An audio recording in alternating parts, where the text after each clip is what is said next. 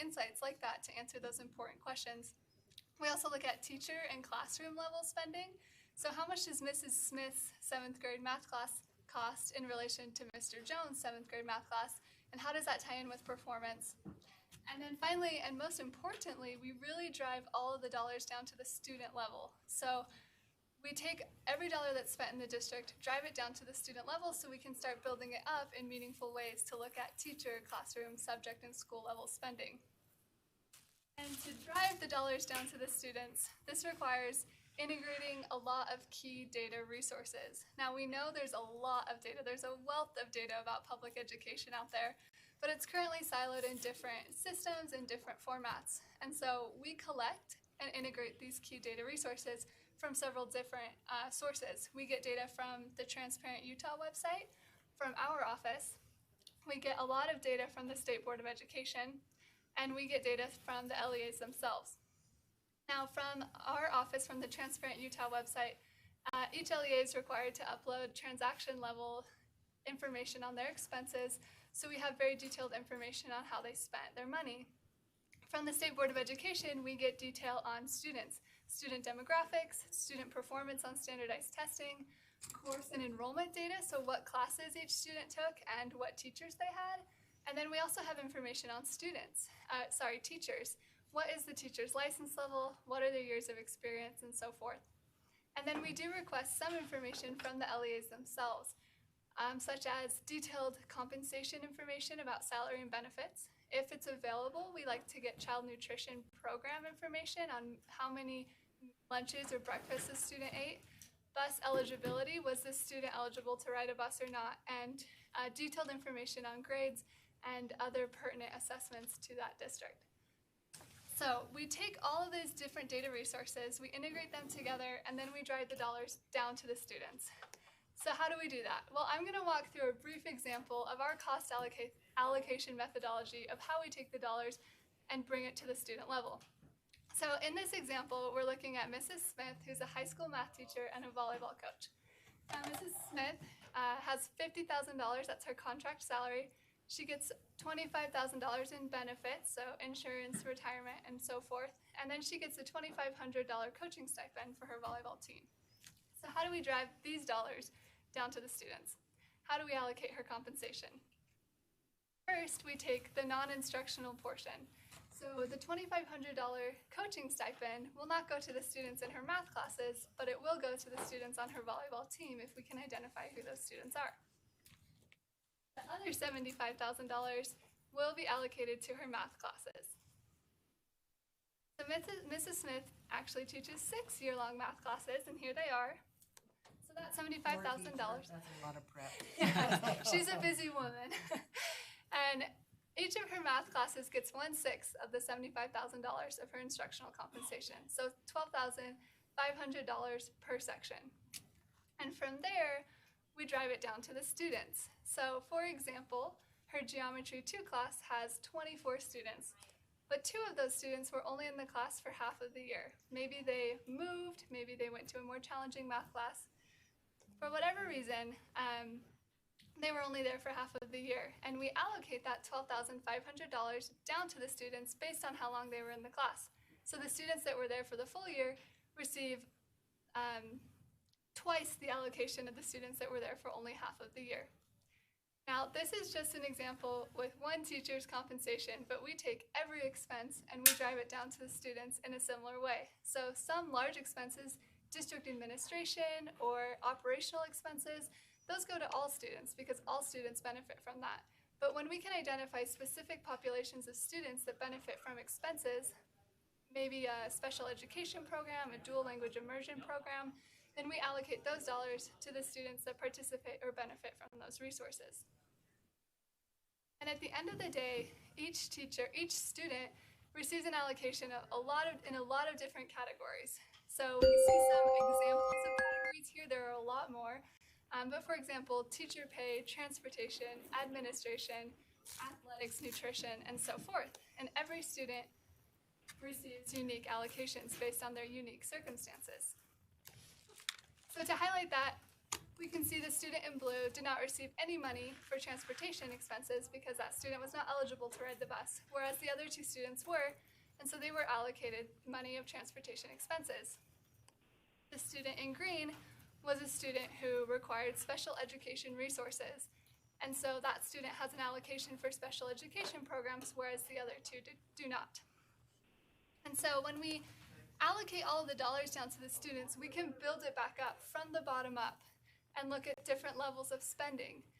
And I just really want to emphasize that this is from the bottom up, not from the top down. We're not taking X amount of dollars were spent in this school district, there were X amount of students, and dividing it over those students, but we're really allocating the dollars down to the students based on what they participated in, what classes they had, and which teachers they had, and then building it up from the bottom up. So that is a very brief overview of our methodology and the work we put in to come up with the framework. But what have we done so far? So the first phase of this project was a really deep dive. We worked very closely with Park City and Logan City school districts to understand what data was available and also what data was important, what data mattered in our methodology. In the second phase of the project, we asked, well, how can we take what we learned in the first phase and scale this to different types of LEAs? And so we worked with LEAs of various sizes and demographics. We worked with Ogden School District, Juab School District, Grand, Canyons, and Cache, and I see some familiar faces here. And so we, in phase 2, we worked to refine our processes and scale what we learned in phase 1, scale it out so it wasn't such a deep dive to understand what we could do to provide meaningful information to LEAs. And what we produced are visual data dashboards that show this integrated data resource. And these dashboards are targeted for school district personnel and for school board members. And they include a lot of sensitive FERPA level data. And so the intended audience was just the school district personnel. And they were intended to facilitate improved decision making using the data that we stitched together. So those are the school districts that we've worked with to produce those dashboards. And the dashboards are hosted securely online, and personnel that have access to it can log in and look at different views that look at district, school, classroom, teacher level spending, and play around with the education data and start answering that important question, saying where is the money going and how is it being spent? So I'm actually going to walk through a demo of some of these dashboards that we put together. Before I do so, I just want to be clear that what I'm showing is a representation of a school district. It's not an actual school district. Okay. No real kids. Yeah, just because of FERPA, we have to protect the data. So it is a We representation. want to give you the concept without disclosing inadvertently. So if you don't recognize the school names, they're not actual schools. And then also there's a lot going on these dashboards, and just due to time constraint, I would love to get into every detail, but unfortunately won't be able to. And so I'm just going to walk through some of the highlights of what we can look at from the dashboards. And I apologize, probably go through it pretty fast. There's a lot going on, so let's jump over to it.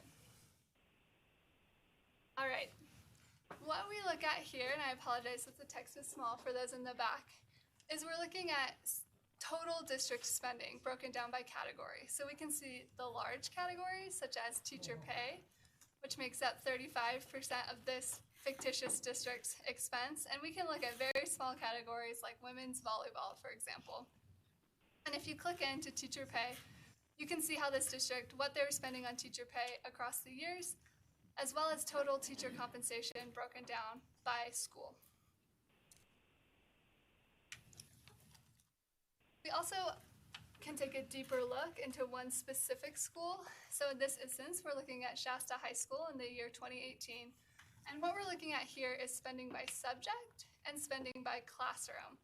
So each of these bars represents the total course-related expense of math, for example. So in 2018, Shasta High School spent $1 million in math expenses and about $300,000 in science. Now that is total. We can also look at average expenses to say, well, on average, a year-long math class costs $30,000, and on average, a year-long science class costs about $21,000. So if this district has a strategic objective or a priority to focus on science, they can look at, well, we're not putting as many resources towards science as math. Is that what we intended or not?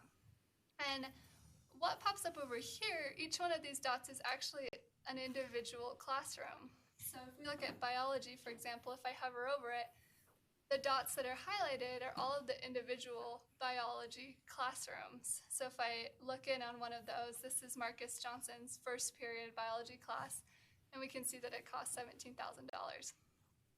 Now, we can also dive a little. We can also see there were how many students in the class as well? About 20? About 19 students in the class.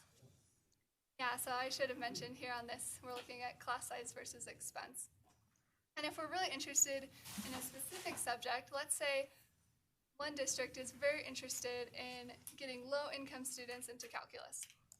We can click into calculus here and hone in on just calculus to see how much is being spent on calculus over time, what are the demographics of the students that are enrolled in calculus, and what are the calculus courses that are being offered. So we can see here that 13% of the students enrolled in calculus are low-income students. Maybe this district has a total of 25% of their students that are low income, and so they can look at this number and say, how can we be getting more of our low income students into calculus classes? And you can click in and see more detail on any of these subjects. Now this is a view into one specific school. We also offer a view where you can put two schools side by side.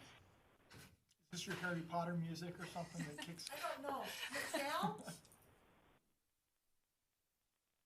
I'm on. Oh, I got kicked off for a minute, but I'm back on. oh, okay. Thank you. That makes sense. That's what's happening.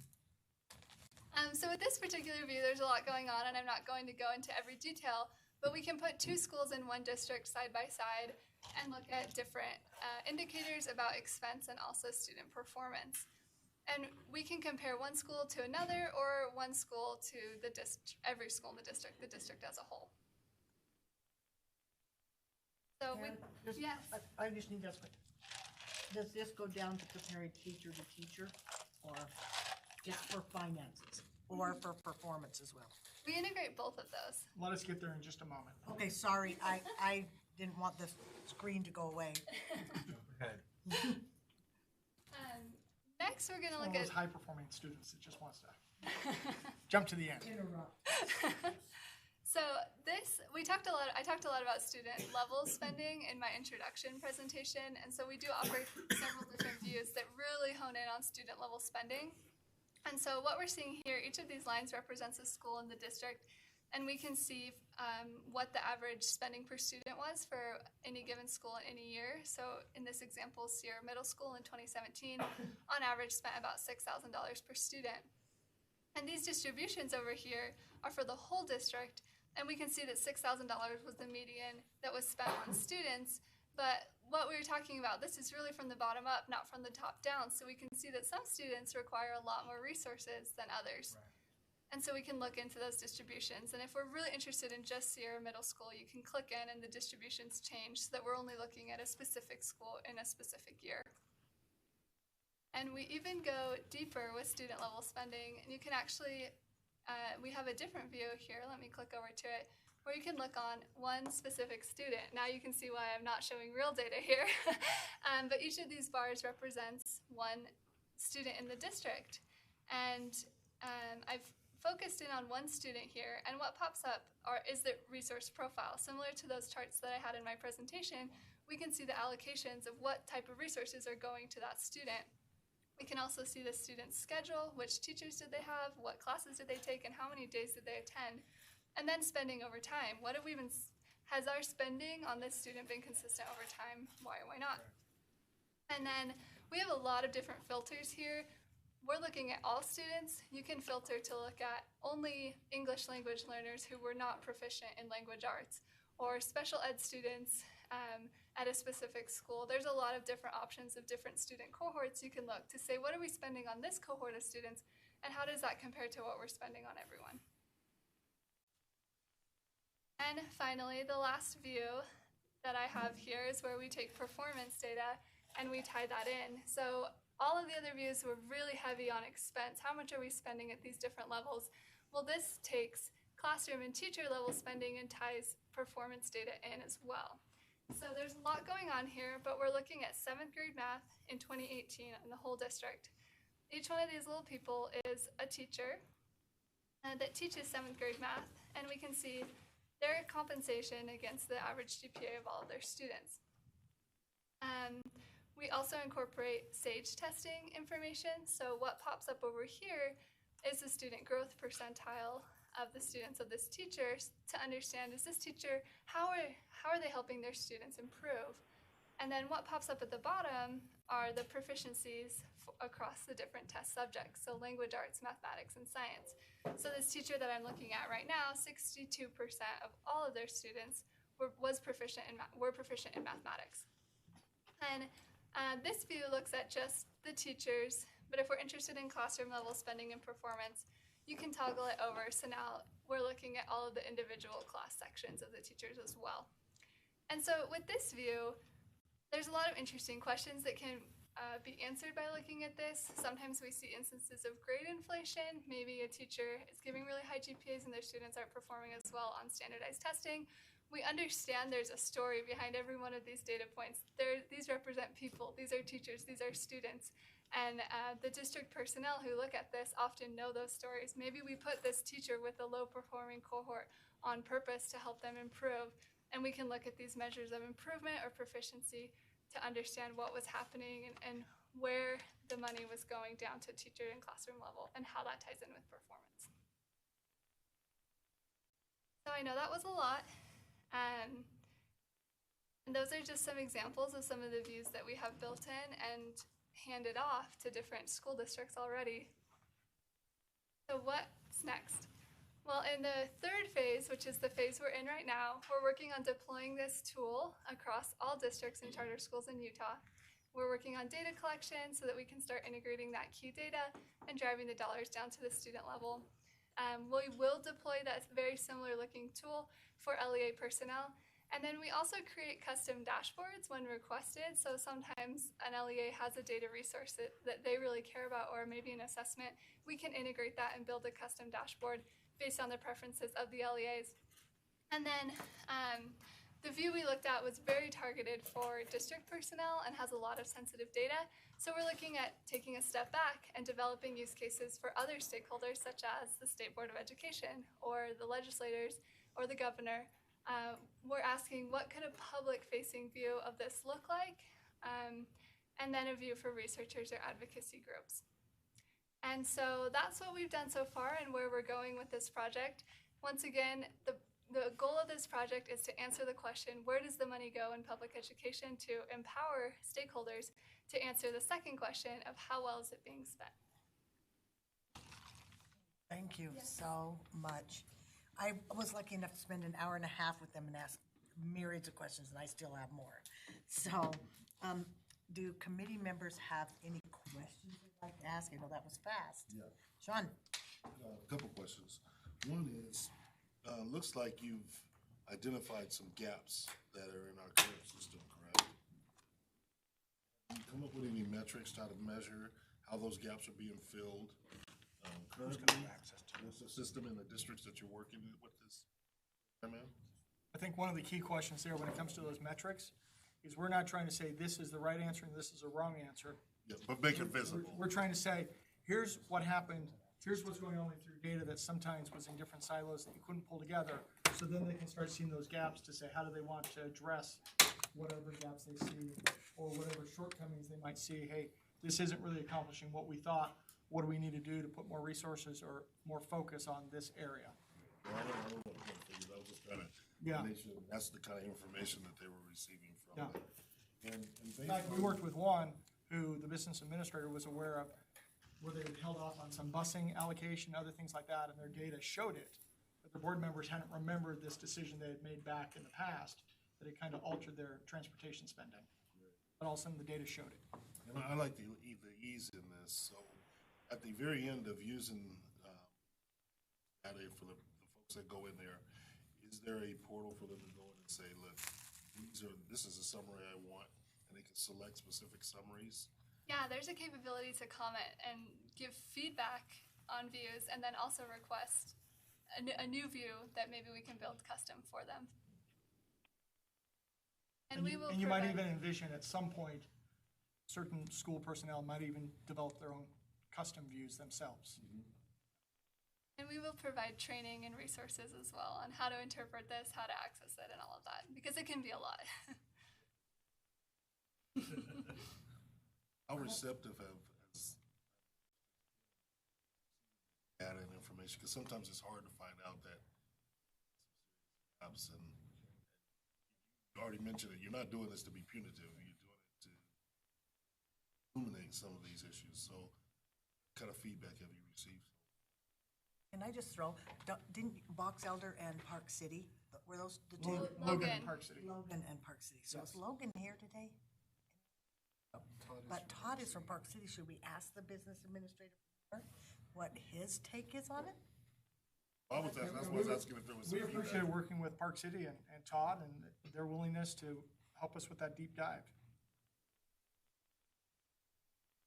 Todd, do you have any comments for us?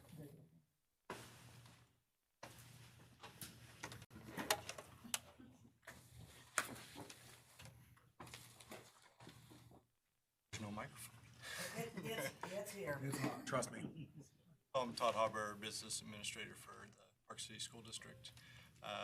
It's been a great experience to go through. Ours was the school district that had the bus example that Auditor Dougal just called out. It was good to go through and see Try some not of the to name data. names. Yeah, no, I'm owning it. And so from that standpoint, it's been great. The data, to be able to see those different charts, to do that deeper dive, gain a better understanding is helpful. Some of the challenges often gets into the data and how it's interpreted. So in the process, I've asked a couple times to make sure that whatever the data book is that describes how this data is pulled together is something that school districts and especially business administrators, because I'm sure questions will come in as to why is it this way? And we won't know unless we understand how the data was pulled together. So that'll be a key piece of information that we will need so that we can field questions as they come. Sometimes you have weird anomalies, and they're just that. It's just a weird anomaly. It's not that there's some crazy business going on. There's anomalies in the system. I like the dashboards. I had a chance to give some feedback on the dashboards. Appreciated that opportunity and tried to give some insight onto how those might be used and how it would be beneficial. You definitely have different user groups. So you have internal users, whether it's administrative staff, program staff, teachers themselves looking to see how effective things are. And then you have an external view. So you have the public that's coming in with a different mindset, different perspective, wanting to understand what's happening, programs, outcomes, and how effective different things are within the district. And there's not a single dashboard that covers all of that. So it'll be interesting to see how that develops as you go forward. Internal look is, what the external look is. So at the end of the day, we understand what's going on. Okay, so I have another, Sean, do you have a question for? So one of the other questions, let me just jump on. So I think big picture is there are some LEAs that are really excited about what this means, and there's others that are still trying to get their arms around the concept of, okay, we're seeing data much more visible than we've seen it before. How do we use it? And we're very early in the implementation on this. My last one would be, you talked about having that external access. Are you close to developing that?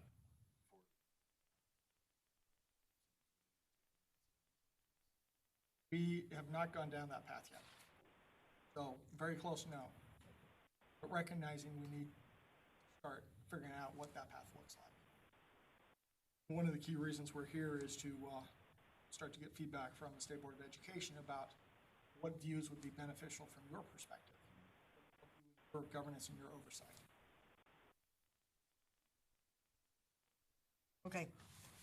Terry, did you have some? No, I think, Or questions? now we have people who tested them. I will probably spank you with that. I think having question, someone has actually looked at it and worked out of his office was helpful for this. And I've seen it and understand it. Do believe Auditor Dougal, you have or will have presented this to the business administrators. Yes or no? Are you looking forward to that at this point? Business administrator group as a whole. We have not presented to them as a whole, more than happy to present as soon as they're ready, but we have started reaching out to all the rest of the LEAs to start working with them. I think that's the next step in terms of. This is that phase 3. Yeah. We are scheduled to present to you When are we scheduled? in July. Okay, July, we're scheduled to present. Then you are. Did you have some questions?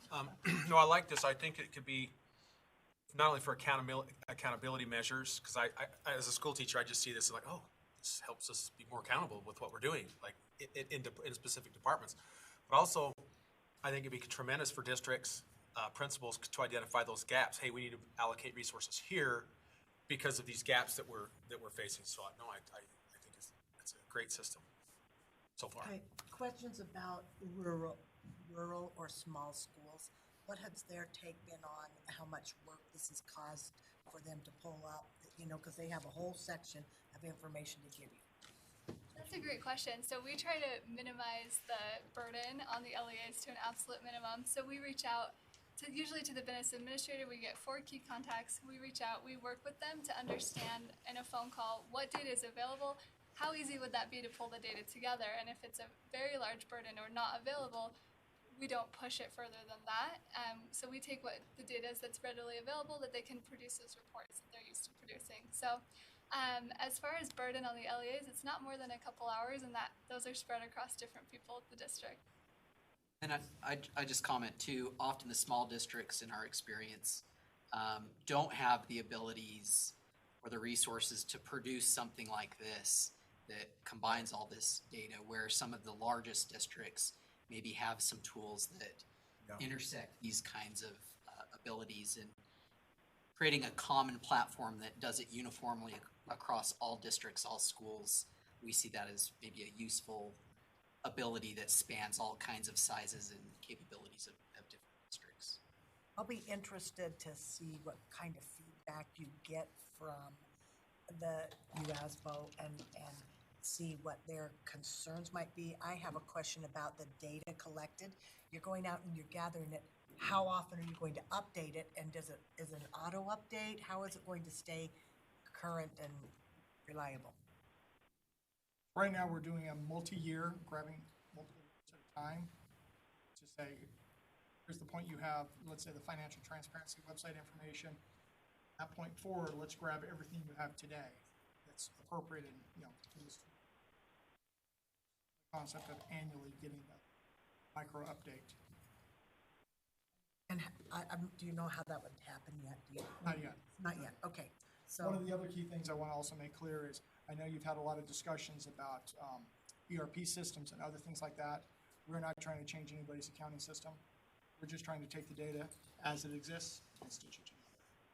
or doubling up, Jared, if this is functional and it's good and districts like it, why would we double up on the efforts? Why, become more synergistic in that? Or if you have a different system that better integrates data, then you start to put these dashboards on top of that. Right. So I think it could be real complementary. Sean, There's a lot of learning to do walking down this path, so. I don't know, but I find it exciting thinking that we're going to look at a student and find out how much they cost and go up, rather than just dropping money and trickle it. I love the concept. So, anybody else? Oh, I Does dig it. anyone- Go ahead. I'm curious about, I'm tech nerd, but I like this stuff. And I was just trying to wonder, when you gather some of this data, is to have it connected to existing systems, but pulling information and tie it. I don't know if you've that, or is that one of the channels that you're going to be looking at, so that you don't have to go through and do that additional work done during these processing kids into each of the schools? Yeah, and that's definitely a channel we haven't gone down yet, but would love to explore that. So right now we're collecting extracts of the data, but in the future, if we can streamline that more, that's definitely something that we're interested in. That's kind of There's a way to integrate, for example, with your systems. So And there might, dynamic. Yeah, because I'm thinking from the business side of, you know, like, even as soon as it comes in, it's already, it's going, it's already allocated, all the data's there. Mhm. And doing the same thing with students, per se, I'm not gonna. Doing the same thing with the students, and the students are being registered, you know which classes are going to, which teachers, and now you have all that information. And I'll just, It's simple. I'll just mention that we are pulling from USBE's data systems already Okay. to get that information. But it's not real-time integrated, so. Getting that back to. Correct. So we are accessing that same kind of system, which would mean we could integrate those more closely at some point in the future if that was a desirable collaboration. And there are some LEAs, perhaps small, that still have paper. May not have it electronic. But yeah, no, that's pretty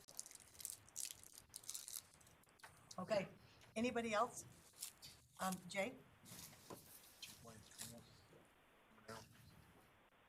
Just a quick comment, Jay Blaine with Utah Education Association, and they were gracious enough, I was able to go into their office for a demo of the system as well, and there are, when you start talking about different applications for data like this, just to be cautious of overextending the applicability of this to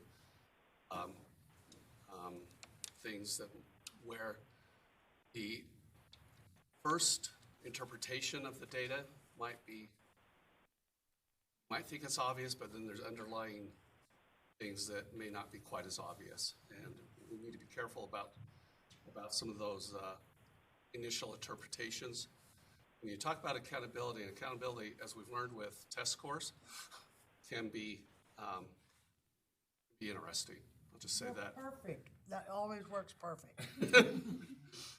And I know, I totally understand what you're saying, Chair Belknap, and I think you're getting my, I appreciate that, yeah, because what we do with it and where does it go?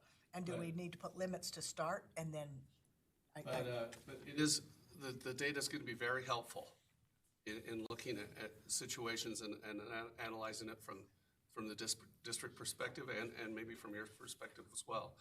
But always remember, there's underlying situations that can be very, need to be analyzing and looking at very carefully. Thank you. Thank you, Jay. Royce? Royce Fantasto with the Charter School Association. I maybe want to just put a little bit of a fine point on some of what Jay had indicated.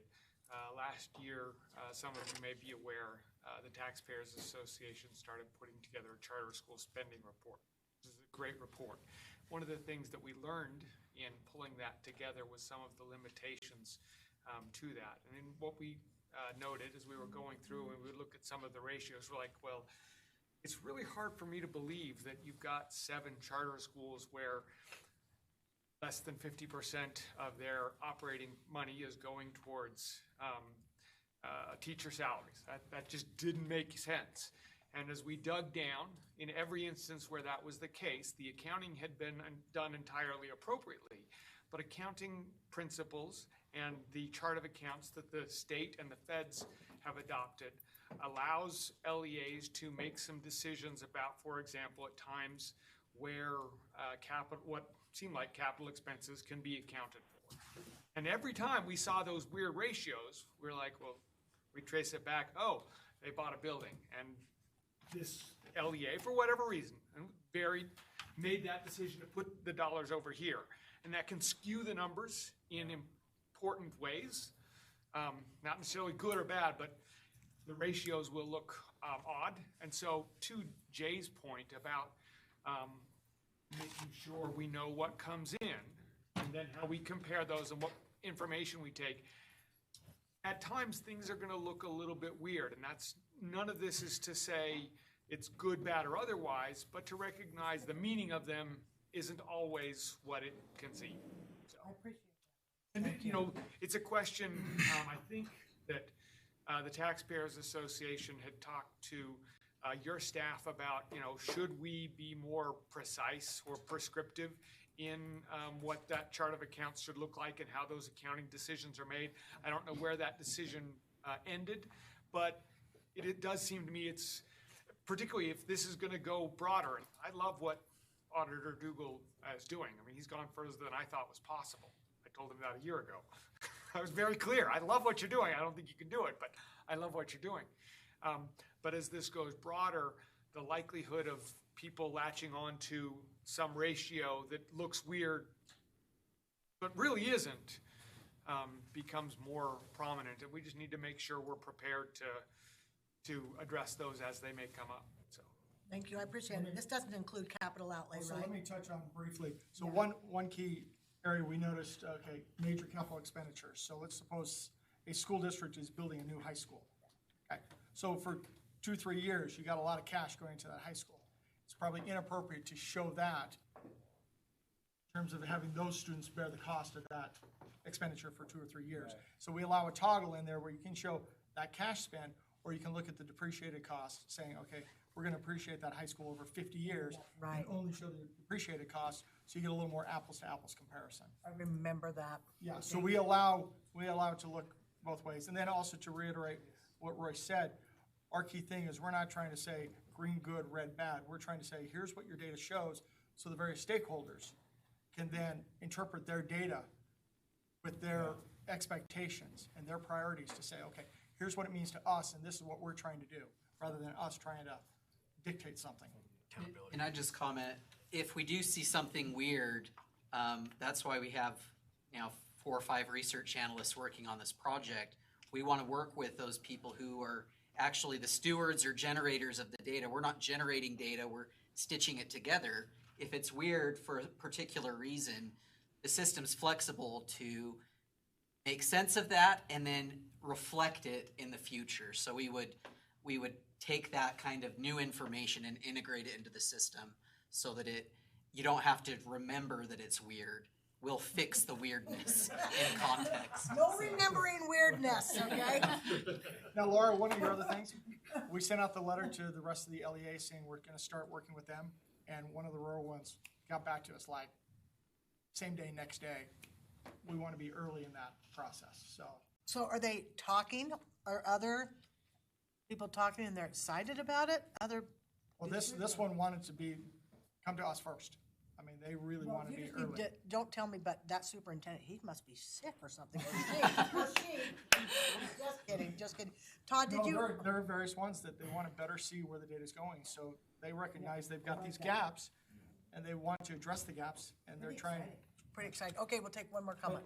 I also want to thank Park City for their help. They were part of the deep dive.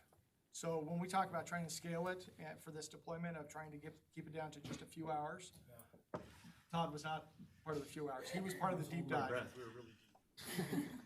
But just to reinforce the idea on anomalies, so Park City School District capture, that's an expense item that you don't see across the board. But when you go on to some of the ratios to see expenditures in instruction or teacher salaries or what, there's this thing that's just labeled miscellaneous because that's the account code for it.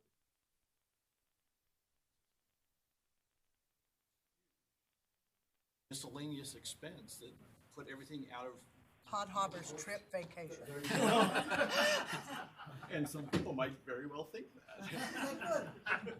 So those are the types of anomalies that may be so unique to a district, but at this point, there isn't a way to call it out and say, oh, this is that. Thank you, Todd. Thank you so much. Thank you for taking time to present. Thank you for taking time to present to people in your own office. It was very helpful for me.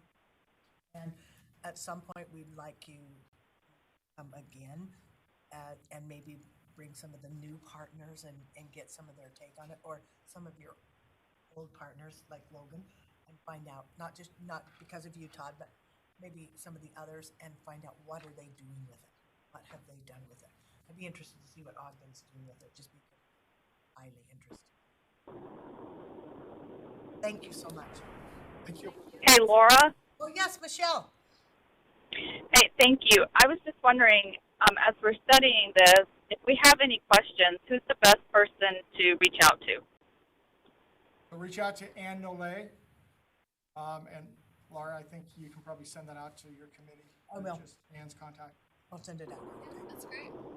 Okay, thank you. Thanks, Michelle, my voice from heaven. Thank you. Sure, thanks.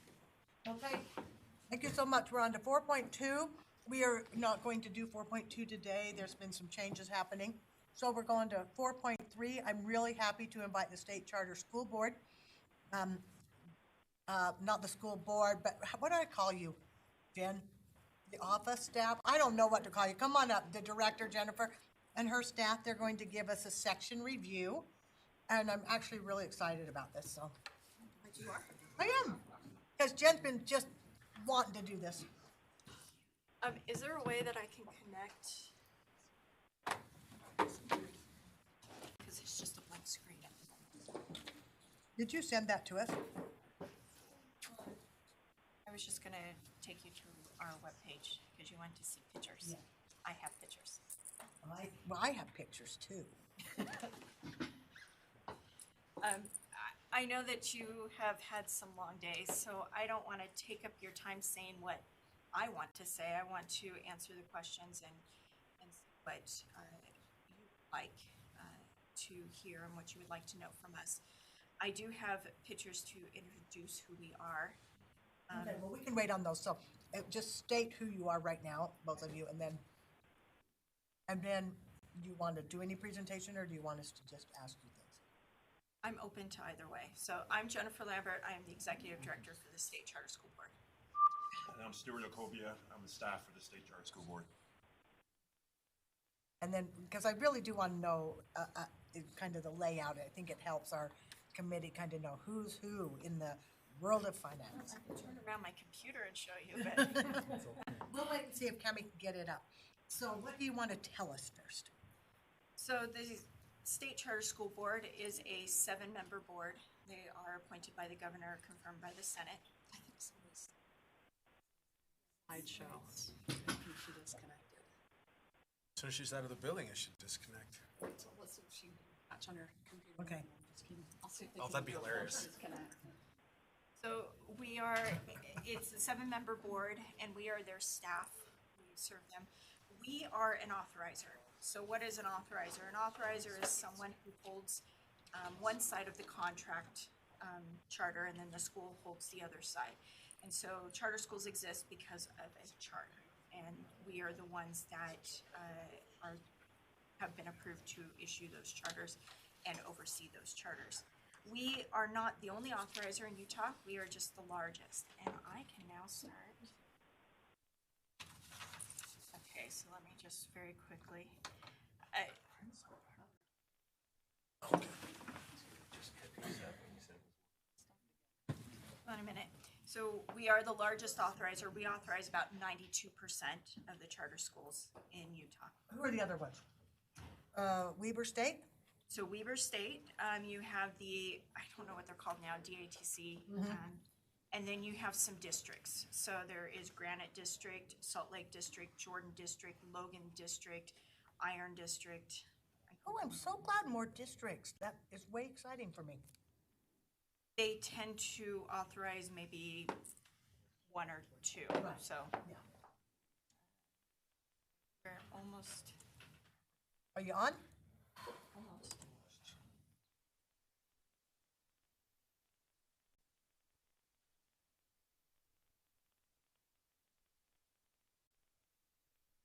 I love technology. Do you have any other questions while we're waiting? I do. I don't know if Sean does already. So how is the relationship between the State Charter Board and the State Board of Education? How does that relate? Well, so that's a broad question. Well, just because you're the authorizer. Correct. So you say yes or no to a charter? Or does the state board say yes or no? So there was a law passed a couple of sessions ago and you have made rules, and we have submitted our process to you.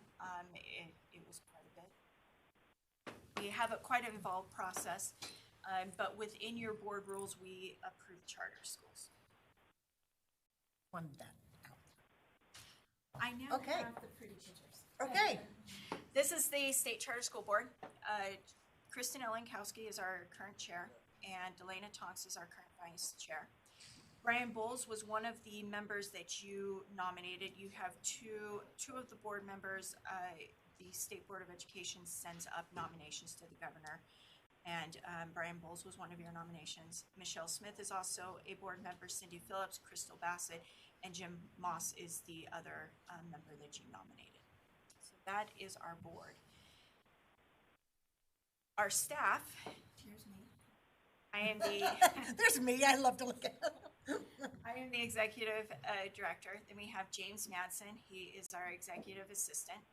Amber Hellstrom, she is our data steward and IT developer. We have an application that is called UCAP, Utah Charter Access Point, where we communicate with charter schools, and we just work with charter schools, and she is our developer on that. Then you have Stuart Akobia, who is also right here. He is our financial auditor and works with the finances. Then we have two main tasks that we have to do, or as an authorizer, that's what we do. So the authorizing and school support, that's kind of the on-ramping. So that is Rebecca Cisneros. She is the coordinator over that. And she also works with mentors and other entities that we contract with to help in doing trainings and mentoring schools. And then we have Oversight. Michael Clark is the coordinator over that. And then we have Brett Campbell, who is also a specialist who works in that. Have other questions, or do you want me to just talk? You talk. Okay. There is a PowerPoint Jennifer and I get along. There is a PowerPoint that was uploaded to your to the board docs, and I'm just going to go to I think 4, and then I will turn the time over for questions.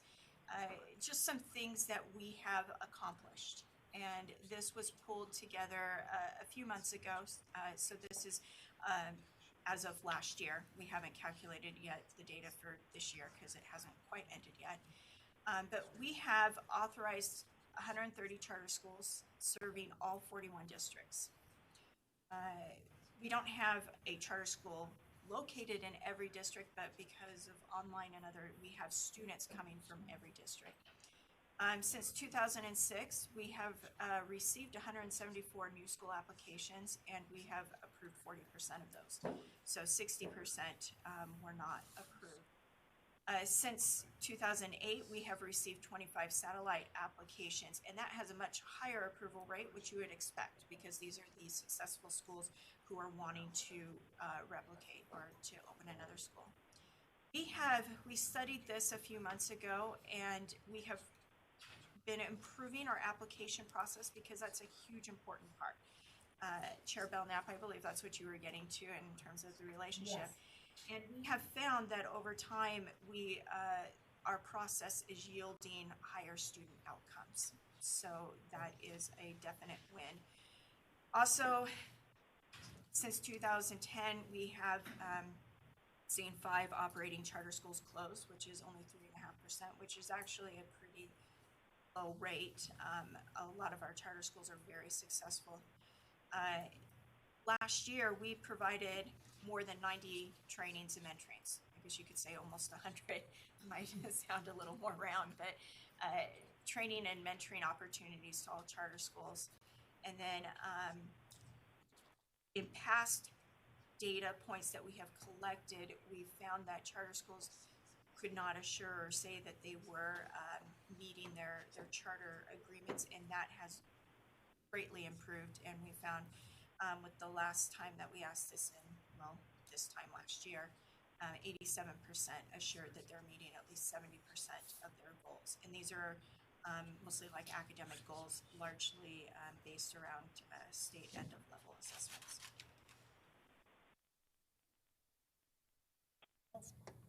Do you have any questions? Any members?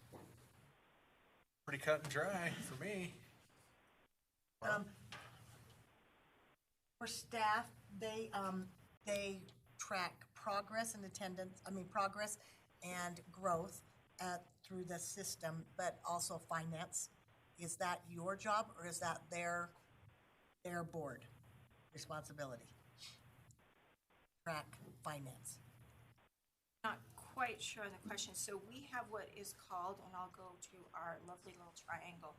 We have what's called a charter school accountability framework, and that has different areas in it. So we look at a charter's fidelity. So we look, are they doing what they said they would do? We're looking, are they meeting academic or school achievement? And so we look at, whether it be status or growth, we work with this school and it's according to our contract with them on what we're looking at in there. We also look at governing board performance. So, if their governing board is effective. And then we also are looking at finance. But it is based on what the school is reporting. We aren't doing their business services for them. Okay, I have more questions. Anybody else have any questions? Thanks to both of you for coming, and Jen, thanks for hanging us in there last night. So, thank you so much. Thank you. Nice to get to know people and to kind of figure it out. Are you also 4.4, Jen, on charter school revolving loan? I guess you're not presenting. But I don't know if you need us to present, but we are here. Okay, so Scott, is it you or someone else?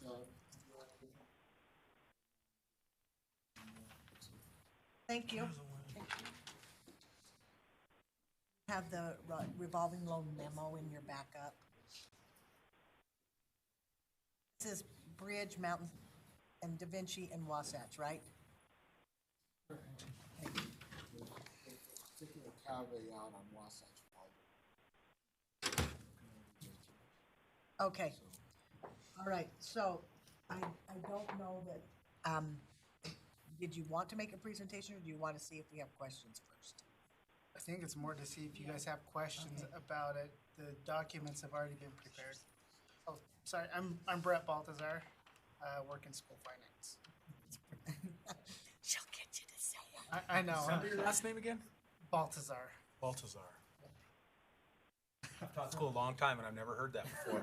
Fantastic. It's not a common name. Okay, and so can you just give me Jamie or Brett, I don't know, just a quick 1-minute synopsis of what is the charter school revolving loan? What is it? I'd actually be better at the. Jennifer from the cheap seats, let us know. From the chair. So we always try to post in the background the rule. The rule is available for your review too. I just wanted to quick, Right, I know. What is it? Just Because so the public knows, districts don't your have board rule is that. posted in Charter the school document. revolving loan. The districts have it available too. They have something different. Yeah, they have a loan available to them. The charter school revolving loan was set up to assist them in various purposes, typically when they start. When they start first. It can assist them when other things occur to help with building purposes. There's various things. I don't think there's too many restrictions on it, is there? That you can think of. Yeah, it's a low interest rate for them, basically to help them start paying for some of the things. Registration costs, things like that, before they open their doors, to help them to get to that point. Okay, and then I'm just curious as to why building construction, is it that, are they, why? I mean, do they not have money somewhere else? I guess they have to get the revolving loan to fix their buildings. Help me in my ignorance.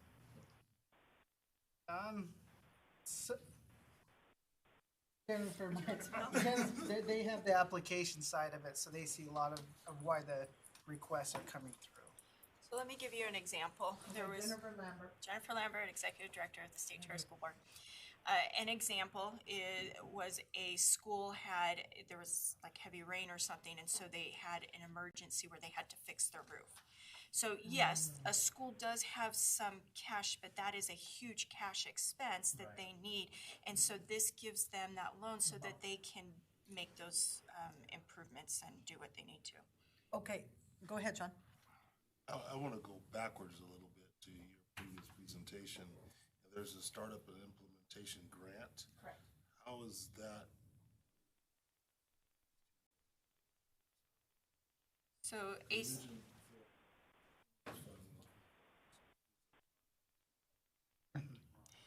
there's a lot of costs that happen when they start up. The startup grant is funds that do not have to be paid back.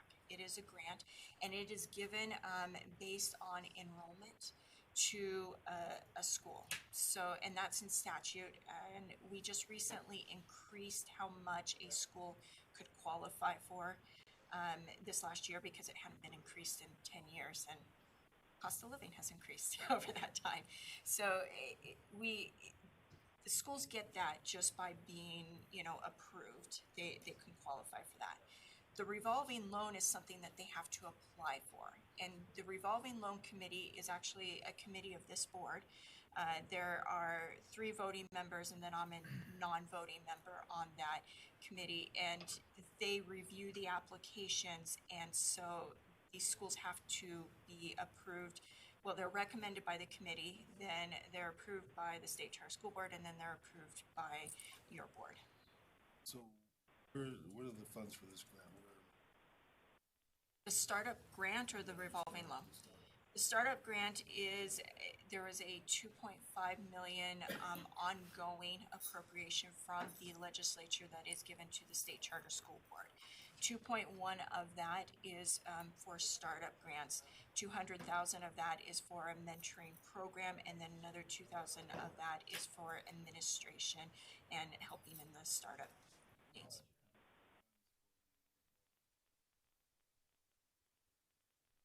Originally, and I would have to go back when it was appropriated, but there was a large amount that was appropriated, and it is a replenishing balance because it's being paid back in. Any other questions, Sean? Okay, and then I do have one. Why if they do not receive their grant, they need less money than if they did receive their grant, they need Waldorf. Happy to answer that one. I'm kind of confused. It would seem like if they didn't receive their grant, they'd need more money. So this is something that they are doing to make their school more energy efficient. And they are looking for this energy efficient grant. I do not know it off the top of my head. I apologize. But if they receive that, then they are going to do these improvements to make them more energy efficient. And then they would want this loan to be able to help with their portion of it. However, if they do not get that grant, they aren't going to be doing those improvements, so they do not need that amount from the loan. They still need it for some improvements. Okay, that's helpful.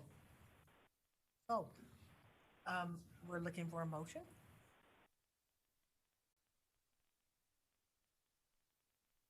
I motion to accept the charter school revolving loan applications review. On these 4 schools? The 4 schools. Okay, with the caveat as well.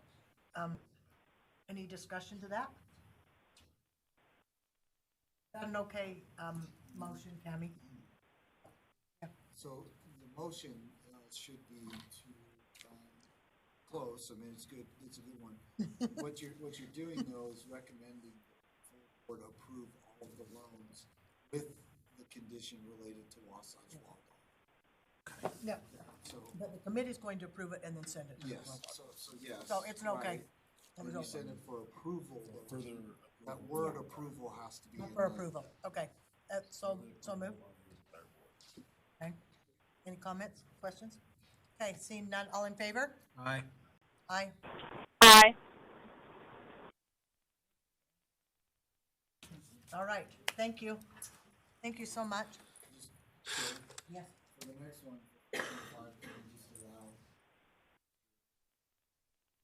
Baltazar, yes. Okay. Baltazar. Yes, just stay here. Okay, these are the undistributed.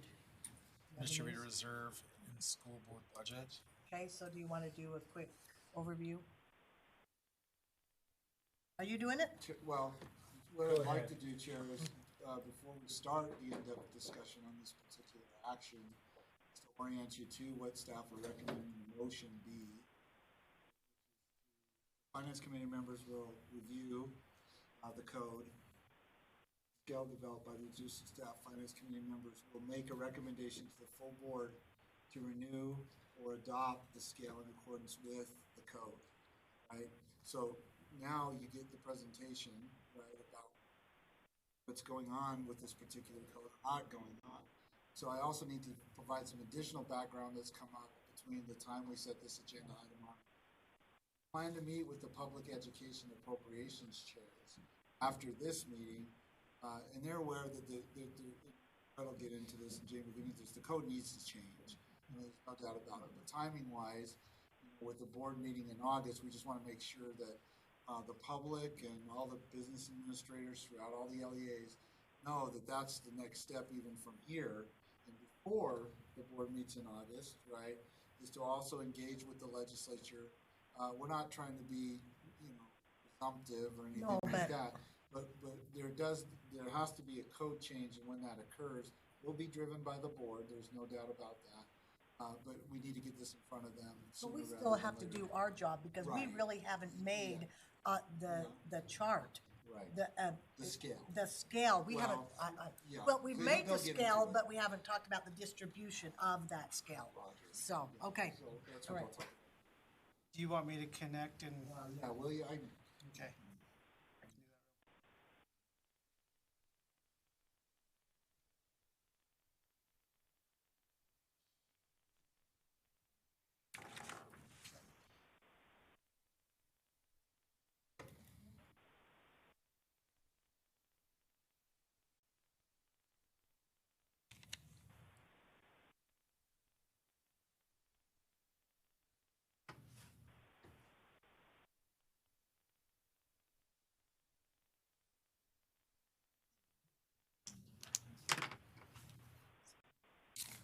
Just so you can scroll with your cell phone.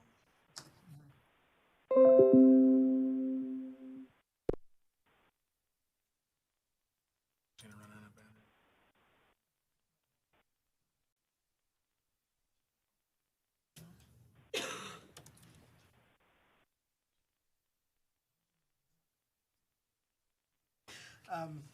So really quickly, and this came up to us from one of the LEAs. They had a question about it, and so I started researching it a little bit more, what undistributed reserves was.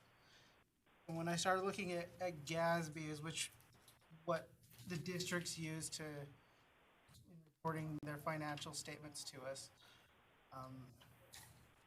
I found out that undistributed reserves was not used anywhere. It had been used in years past. In 2010, GASB had updated what they call GASB 54 to call undistributed reserves to now be called, now I have to look at it because it's something that the stabilization or economic stabilization, something in that terms, rather than undistributed reserves. Basically, it's a rainy day fund. So that, going into that, there's different ways that LEAs can use that funds, but they have to set in policy at their local level how those funds are going to be used. And in in the state codes, in 53G 7304, it talks about undistributed reserves. GASB doesn't use those terms anymore. We feel that we should be updating those terms as So that's what well. we're asking for. There's a few things. So that's one thing. That's Okay. the first thing is that All we right. ask that we update where we discuss undistributed reserves to be something along the lines of what GASB is using, the economic stabilization. The second one is maintenance and operation is used in that code as well. Maintenance and operation is no longer in use. It's general fund. Okay. That's another term that it needs to be updated. And also the discussion of the USB scale. The 53G says that the state board will develop the scale. We're not sure where that's at or if it has been developed. Okay. So as we're reviewing things, the other things have come to light, and so we're trying to get a group together to come up and make a recommendation for that scale. Are we working with BAs to do that? And Yes, we've Okay. got an accounting practices work group. I know you're in the middle of your, but You're the fine. scale, are we gonna try and be somewhere around quote unquote rainy day fund percentage maybe that the governor uses, or somewhere in between? It's just, it's arbitrary at this point. Yes. Okay, all right, okay.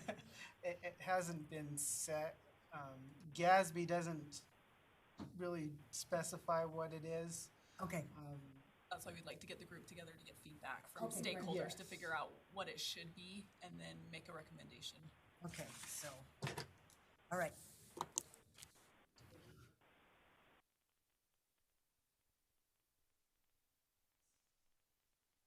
This just goes on to further to discuss what the actual code says, and that's what it. That's what we're working on. That's what we want to work on, is updating portions of the code. Okay, so if we're looking at this clearly, we need to work on two pieces that we're talking about word changes or name changes, okay? Right? Yes. In statute. And then the other one is to either get a more defined piece on the scale or to get the work group together and get the scale ready. So we're not really looking for statute change on the term scale, or we are? No, we need the board, we need to make a recommendation to the board on what the scale is. The scale is. Okay, so that's a board piece. And then what the fourth one here, discuss the resolution? That would be what that scale. Oh, that is the scale, okay. Would All be right, so what the there's really scale only is. three- Yeah, There's three there's things. three. With the work group being a So piece. in Scott, just for clarity on this, are you wanting our help to know who should be on that committee or that work group? Or is that something you guys can do internally, or So, your team? Yeah, so, Yeah. Chair, so Jamie pointed out that it's the account, or what is it called? Accounting So there's already a practices. group. UASBO has an accounting practices work group. But does that include UASBO, does that include people in the charter setting as well? Yes, There's a few people. there's a yes, few. from- Okay, thank you. people that are on it. Okay, So what staff are saying is let's leave it in that. I like that. Recommending, no, we don't say we Does recommend. anybody have problems with that here? Okay. All right, so I guess we're looking for some action here.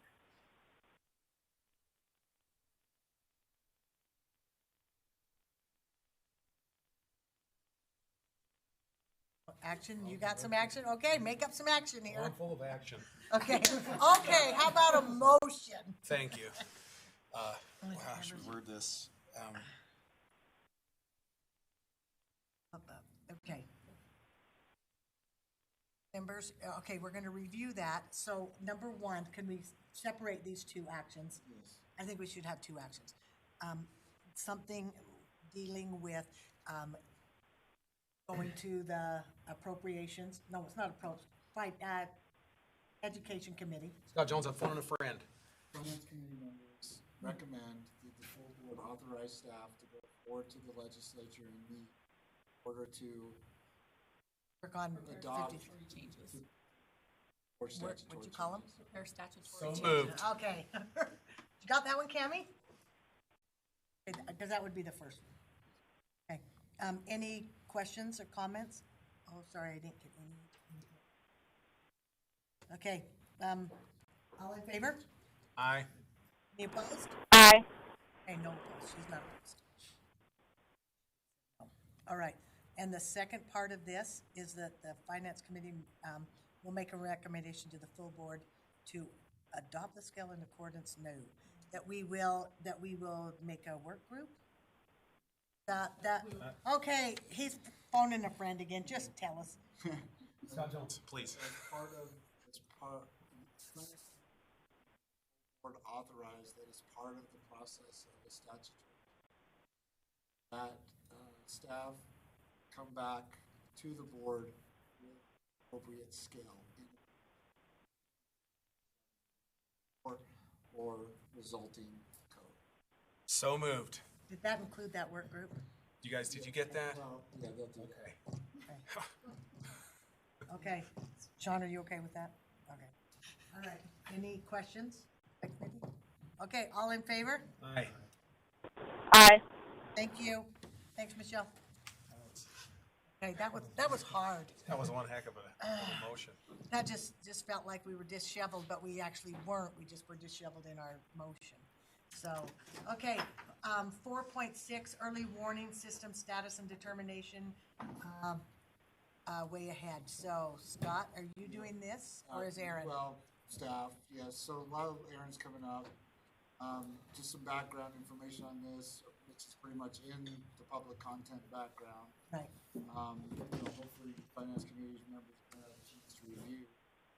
So the purpose of this, again, orienting finance committee members to the recommended action, that you'll be provided forth from Aaron and his team here that will introduce the progress to date with the system.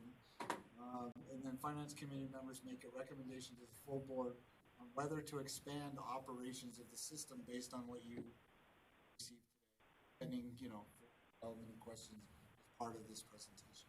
So Chair, I'd recommend you turn it over to for introduction. Okay, introduce yourselves, please. And Aaron Bruff, coordinator over data and statistics. Ben Smith with Panorama Education. Chad Carpenter, assistant superintendent, Ogden School District. For having us here. Just give you quick information. 2017 legislature reviewed and approved the pilot's early warning system. As we went throughout the state and looked at what the different districts were doing, we found that Davis School District, Salt Lake School District, and Canyon School Districts already built some level of an early warning system or study behind the early warning system. A lot of very interested in the process behind this. Went out, we did the RFP, got some bids. The award was given to Panorama. We had multiple districts interested in it. We had school district, Jordan School District, Tooele, Weber, Ogden, and Box Elder. Ultimately, 3 districts were able to come through. Some focus behind this Provo School District, Ogden School District, and Box Elder School District. As we negotiated and worked with the districts, they were interested that their district lights where every school has this operation, so all their teachers or counselors, depending on how it's been rolled out, it's been set up. What has happened now is, so we are at the end of this fiscal year, which is the end of this month, the funding sunsets. We worked with contract. This was, I think, 2 months ago. I don't remember the exact time. We worked with the contract negotiation to make sure the funds were available for the schools to continue using this software until the end of June 2020. Then I want to turn the time over to these wonderful gentlemen here. There are some presentations. Ben Smith again from Panorama explain the early warning system, how it looks. Video, we have a movie star with us now. Appreciate that, but I'll turn the time over to them if that's all right. so, depending on how long is this move, all this? We want to give you as much or as little as is beneficial to you. So we can share a demonstration of the platform, which shows the core functionality and how districts are using it. Of course, I have Chad here to share that in reality on the ground, and then a short 3-minute video of talking about it in Ogden, which includes principals, others. So it depends on how deep you're going. Actually, my committee may think differently, but I'd rather hear from the educators than see how the system works. I want to see both. I do not want to see both. I'm fine with that. Sean, you can think differently. You can't, Sean. Feel free. To see the system. Okay, then we're going to see both. There we go. So, what I also want to add to this is, if you recall that we were audited, one of the audits was talking about how we need to move as a board from out of pilot programs. So what you're doing today is, by any means, this isn't any part of like a procurement presentation or anything like that. That's not what this is. It is for you as the finance committee to make a recommendation to the board that ultimately may result in you're making this one of your funding priorities in the future. That's the process that we're taking on this. So, seeing the system now or not is fine, right? It just, that's really what the intent of this is, though. The legislature's always asking, well, you know, what was the result of the program or the process? How many districts did this? You took this pilot. Provo, Ogden, Box Elder. And maximized our available funding. All Want to make right, sure. so if you do both presentations, give me my time frames. In the platform and Okay, well then, just knock on wood. yeah, please jump in with me along. Really quickly on just the how it works, and then I'll show it to you. So we are currently integrating into student information systems and other key data sources, like in a high privacy way with the school district. So Aspire and Power School, and then additional things on the behavioral side, like Educator's Handbook. So on a daily basis, with permission structures from district, school, down to classroom, depending on how people want to set them up and how widely they want to give access, educators can see daily updates from all of that data together in one place.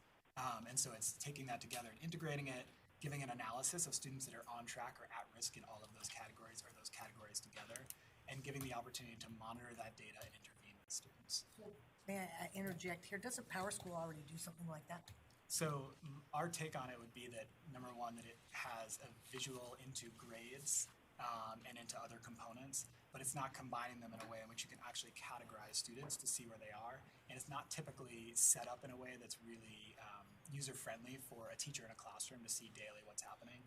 This also combines assessment data, and Panorama has a component we add of social-emotional learning data, which specifically looks like students' connectedness to school, whether they're competencies around areas like self-efficacy or self-management. So it is sort of the SIS data in a highly user-friendly way and beyond, I would say.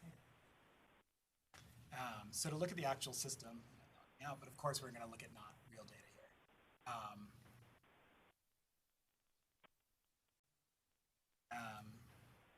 We can look first into an entire district, and what you'll see here is, and this would be updated on a daily basis, the collective outcomes on academics, attendance, behavior, social-emotional learning. We could go into assessments as well, but I want to go into a school. This is across a whole district, and of course, again, this is fake data.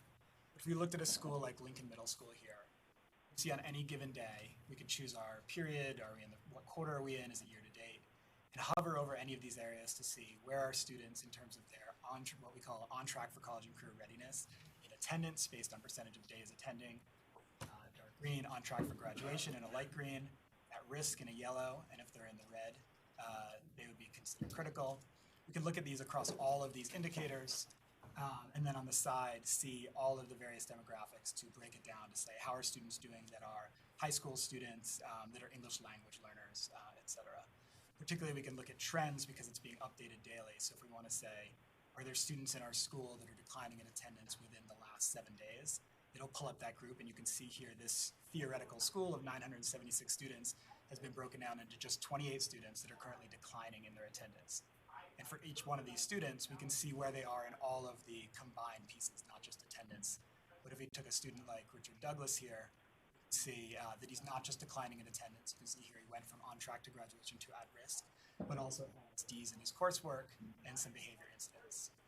So then educators have the opportunity to drill down with as much or as little information shared as each district thinks they want to share across their users to understand who is Richard, what are the details of his demographics, how is he doing across the year. This is an area where you see supports, where we can see, are we taking on specific interventions to make sure that Richard is doing well or see what's happening with him. Each of his individual courses here, you can see grades for. See in this case, his iReady data. We have the opportunity to look at state data, any formative assessments happening. Each day that he is attending or not attending, missing classes, tardy for classes, to start to look at the question of the combination of academic outcomes and attendance, behavior incidents, and Panorama has this component around social-emotional learning as well that we can bring in, optional part of our work. Okay, so Chad, I have a question. Now what? Well, What are you gonna do with Richard? right.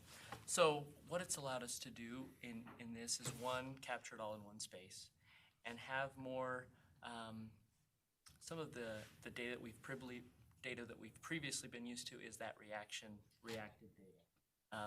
Some that's housed in here, like behavior incidents, but one aspect that we really like is the social emotional component. So what you see in here is a lot of student voice and teacher voice. There's perception surveys that are taken a few times a year. And on the reactive data, for example, these students that would have a lot of behavior incidents or were throwing chairs or were out of school a lot, suspended, we were dealing with them on very reactive measures. What some of this has allowed us to do is take more of a preventative approach. So on emotional regulation, student sense of belonging, we can see some of these quiet students who are not acting out and take some preventative measures with them. This also allows us in our Tier 2 chat, our child assistant teams, we pull this up and we look at everything. This really gives us a complete profile of a student. We're not looking at these different parts separately in different settings. We pull this up. One of our teachers said it's completely transformed our child assistance team meetings because we pull this up and we can see not only are they struggling academically, but behaviorally. We can see trends when they're moving up, moving down. So it's really zero to under their wing. They have eight classes. Which person takes that child under their wing? Well, for us, a lot is done through that child assistance team. So that's pre-taught interventions, whether it's a 2x10, which is having, I'm sure you're familiar with those, check in, check out. So it could be any number of people. It could be the counselor. It could be our instructional coach if there's an academic component. So it could be 2 or 3 adults rather than just one or none. Right, and the nice thing is, and I don't know if you highlighted this, but there's support plans embedded on Yeah, I this. saw that. And so when a flag, for example, is hollow or not filled in, it's in progress. It allows us to identify a couple of support plans or interventions that we're going to try, come back, see if they work, see if there's progress. We can close those out, so close that loop. And if that doesn't work, we can try others. Okay. So it's for us, it's really transformational in looking at that complete profile, identifying trends, assigning interventions, which we really didn't have a good, clean way to document before. So we use Google Docs. Sometimes those get lost. This has allowed us to really document those interventions, and I think we're up to somewhere in the ballpark of 2,500 documented interventions this year alone. And we've just really rolled this out to principals, assistant principals, counselors, and interventionists. Our plan next year is to roll that out to all teachers. Okay, so I have another question on top of that. And I actually don't expect a response, okay, but I want you to think about it. If you had to pay for this, I don't expect an answer. I want you to just think about that. Okay? Would it be worth it? I don't, I realize you can't make that arbitrary decision yourself, okay? So, anyway, I'm not gonna put you on the spot because I think that would be inappropriate. Oh, go ahead. I'll Sorry. just add that from a technical standpoint, your question about action and what do you actually do next. So you can see here in the actual platform, there's 3 things right at a student level. You can add a student to a group. So if you say we're having after school tutoring, lunch reading groups, or even monitoring like sports teams, you can create groups of students and look at those students over time. So how are these 10 students, whether they are part of the basketball team or the debate club, doing in addition to everything else? You can share the platform with others. So if I'm a principal and I say, hey, I just saw something with a student, you can send them a message saying, make sure you check in on Ben. Some of the data is suggesting that there's something going on there. Please look into it.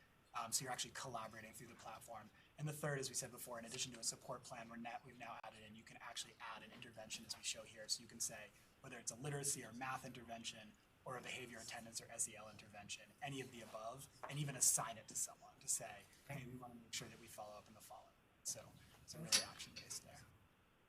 So if I can interject here too. So another aspect that I really like is it can be a very teacher-specific tool, and it can also be kind of a heat map for the district. What I mean by that is on a teacher-specific tool, there's a playbook. It has some interventions and lesson plans where if a teacher's noticing 1 or 2 students struggling with a variety of topics, they can kind of pull that as a resource.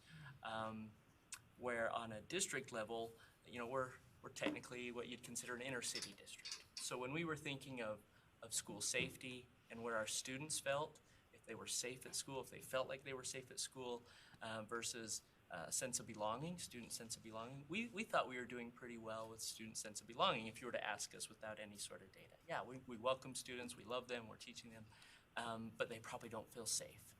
It was the complete opposite when we heard the student voice through the perceptions surveys. They actually feel really safe in our buildings, but we have some work to do in a student sense of belonging or that school connectedness. So much so that we've incorporated that in our strategic plan now, and moving towards increasing our student sense of belonging, where without some of this information, we might have been focusing on the wrong area. Another powerful aspect in terms of the student and teacher voice, so we survey students on emotional regulation through this.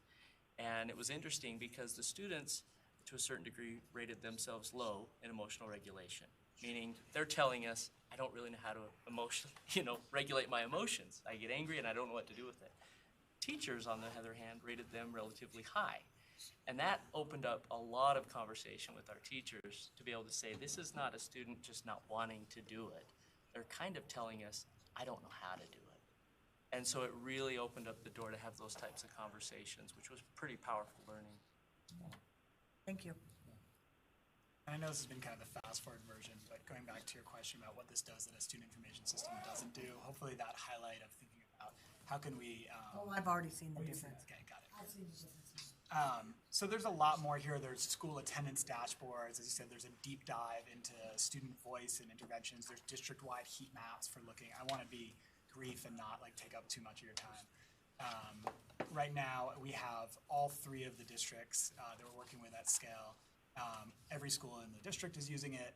I think that really varies from a district like Ogden to Box Elder, where they're so disparate in terms of their geographic location that the ability to centralize, the ability to see all this data on a daily basis is also going to support the ability for the district to interact with the individual schools and see what's happening there. So we're really excited about that progress so far. So we could go, I don't know if you have questions now, if you want to see if the audio on this video works, then we can connect it there. I think we might be okay. I don't know if you could send that to us. Do you, Sean? Do you have any questions right now? There's actually a link to the video on the board docs as well. That's what I thought. You have a question? Oh, you already saw it. Yeah, okay. So who is in this space? It's a great question. So from a vendor standpoint, I would say loosely, Bright Bites is one that has been similar but does slightly different work. I think they've done a lot of, I don't want to categorize their work for them. And I think Illuminate Education is probably there. But I think for something that does this sort of comprehensive, what we think of as a whole child or sort of MTSS approach where you see all of that data in a single place, we've found it to be a pretty unique. So our work broadly, we work across 900 districts across the country, and we work in about 10 state agencies, but that varies from core work around student voice to this more comprehensive vision of how do we see all our students' data in a single place. Any other questions? Does anybody in the audience have questions? Scott, you okay with this? I think we're probably going to move forward. So I would be looking for a motion.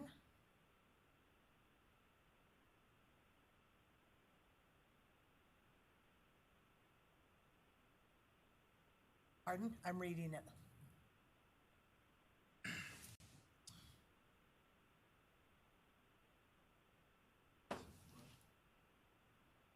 So that's your decision point. Based on what you received today, do you as a finance committee member, want to make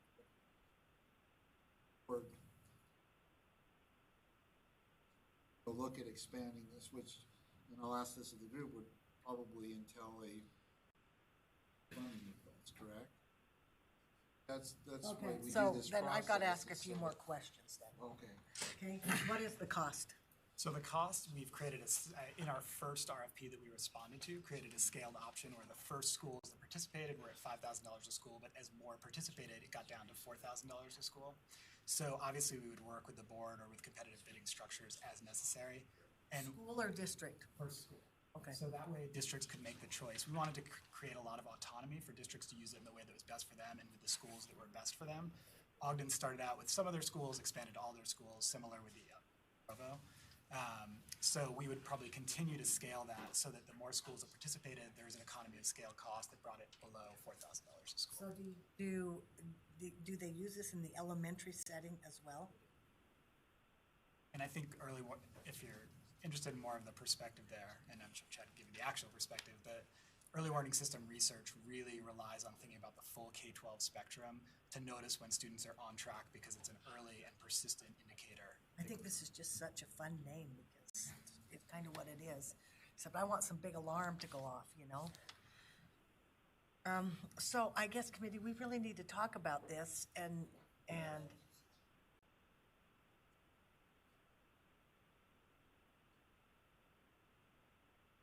so Scott, tell me what kind of time constraint if we don't do something today? Well, so we're in the process of, putting, Our continuation of priorities, programs, yeah. your prioritizations on it too, so we're fine.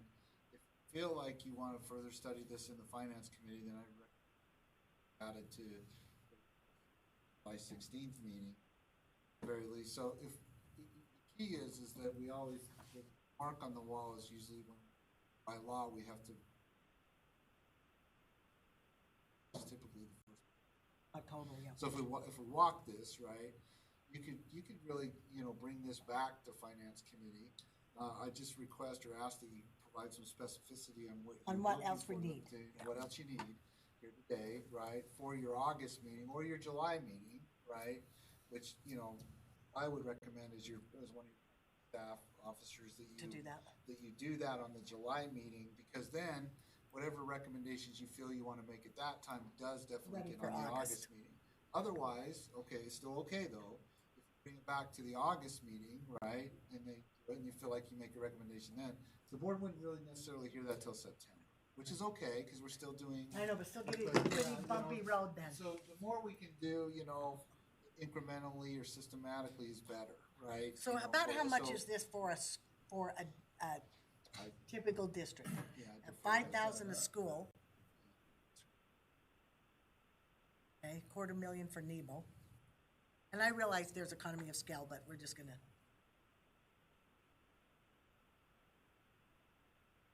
Some comparisons to competitors that are out. So get some more feedback from districts that are currently using the system. See how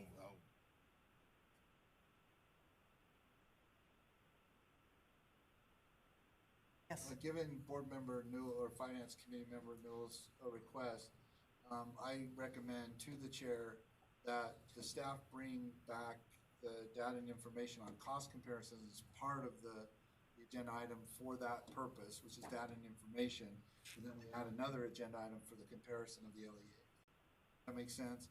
Because what's implied here is that by no way or any kind of means is the board actually making any kind of commitment for additional procurement or anything like that. We don't do that here. We're just right? looking for information. So the implication is that, we would follow we have to have the information that we have here today and then going forward on that. So for data information on cost comparisons, that should reside in the data and information request structure, right? That's on your agenda, right? Your agenda item. That makes sense? Yeah. And then, bringing back, creating another agenda item for more comparisons of schools. That's my Jeremy, did you get recommendation. that for a committee action? Anybody uncomfortable with that? So moved. Okay, thanks, Michelle. Okay, do you have marching orders? Yes. Well, You can get us a few things. so Yeah. can I just clarify with you? So the finance committee, you were directed that you bring back school comparisons, right? Well, I'm not sure it's comparisons, it's school Okay. data. Data, What okay. happened, you know, at the start of this school year, what changed for Richard to the end of the year because we had that information early? What changed for that student? I think, you know, maybe some student changes. What happened because this student didn't feel like they belonged? And what interventions did you do and what changed to their graduation or the end of the school year? Is that? How many captured during this period of time? Yeah. So that we can see the. That Sharon, makes if I sense. may, in the interest of decision-making process by you and or your finance committee members, to you, how long will that take you to do that so that the chair and or members of the finance committee can make a decision on what date July to or put? August. Yeah, on July and August. How much time do you need? to Meeting in gather July. Based on the 16th. guidance of Board Member Noel. There's one on the 16th and then there's the August. But if you can't come, you could at least send your information. Can't speak to the other districts. I think we could. I just have to reach out to South School District and see what. So, Chad, you're thinking July is a possibility? Keep in mind too, Chair, if I may, keep in mind, it's usually about a 10-day submission for what's called read-aheads or board backups before the 16th. Have to have all the information available for review by the finance committee, roughly July 6th. For the context I can give from our standpoint is that we're not a summative dashboard that gives outcome data per se, but we can look at the number of actions taken for students in there. We can I also would think the school could probably give that rather than you. Chad already did give us how many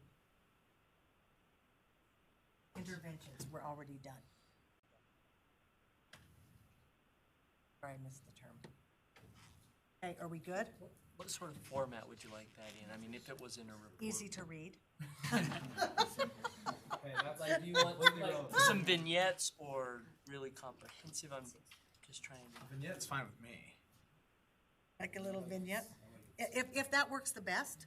I'm thinking maybe some teachers, some counselors, and then, you know, vignettes from them, but also students. I think students would be very interesting to find out, really, did this really make a difference in their life? A piece of probably relevant context is that because there were 3 phases of schools rolling into it, Box Elder, for example, rolled it out this spring. So Ogden, one of the reasons that we brought Chad here is because they have the most long-term data that we can look at. But we can also look at the voices from those other districts. I'm sure they'd be happy to contribute to talk about the effect it's having and how they're using it. They won't have the same longitudinal data set that Ogden has. They both started in spring. No, Provo started the beginning of the school year. Box Elder began in spring. I think, and we don't need novels of it, just spit spots, and I love the idea of kids.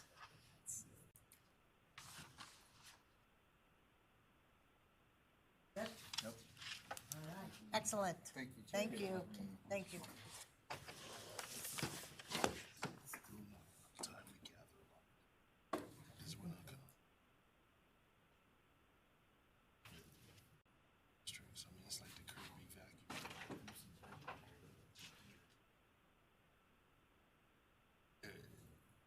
So, it's on. Exactly.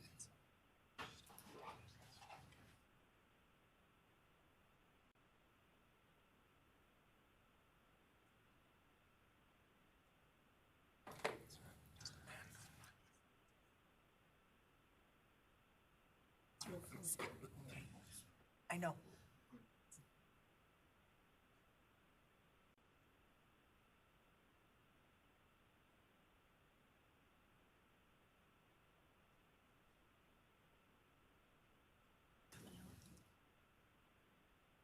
Okay, sorry. Just doing a little prep work there. Okay, we're on to 4.7, our 277407. We're going to today look at the memo that's out and just see some of the updates and different things on the school fees and what's coming. We're probably just going to review this today and hold it and marinate on it before we move something forward. But let's see how it works. So, Tamara, are you presenting? You, Angie? Okay. Shake and bake.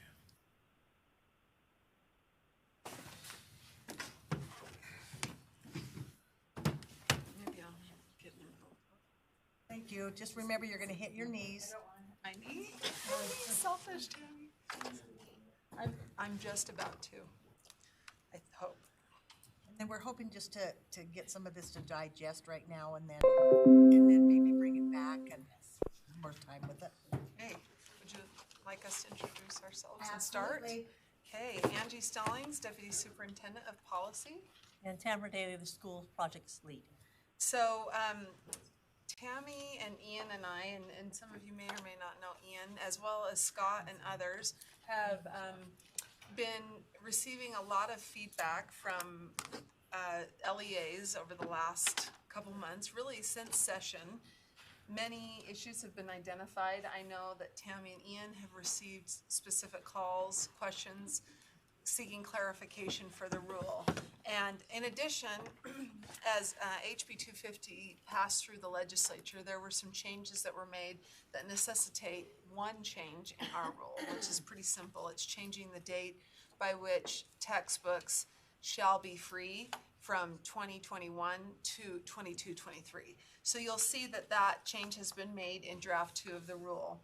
And while we were bringing the rule back to you for your review, we also thought it would be helpful, and I know we promised LEAs that we would do this. We would bring issues to your attention that they've asked for clarification on, and then give you all an opportunity with hope. We've tried to identify some options under each issue of what we could do in the rule to change or clarify those issues, or to just what the impact would be if you just kept the language as is.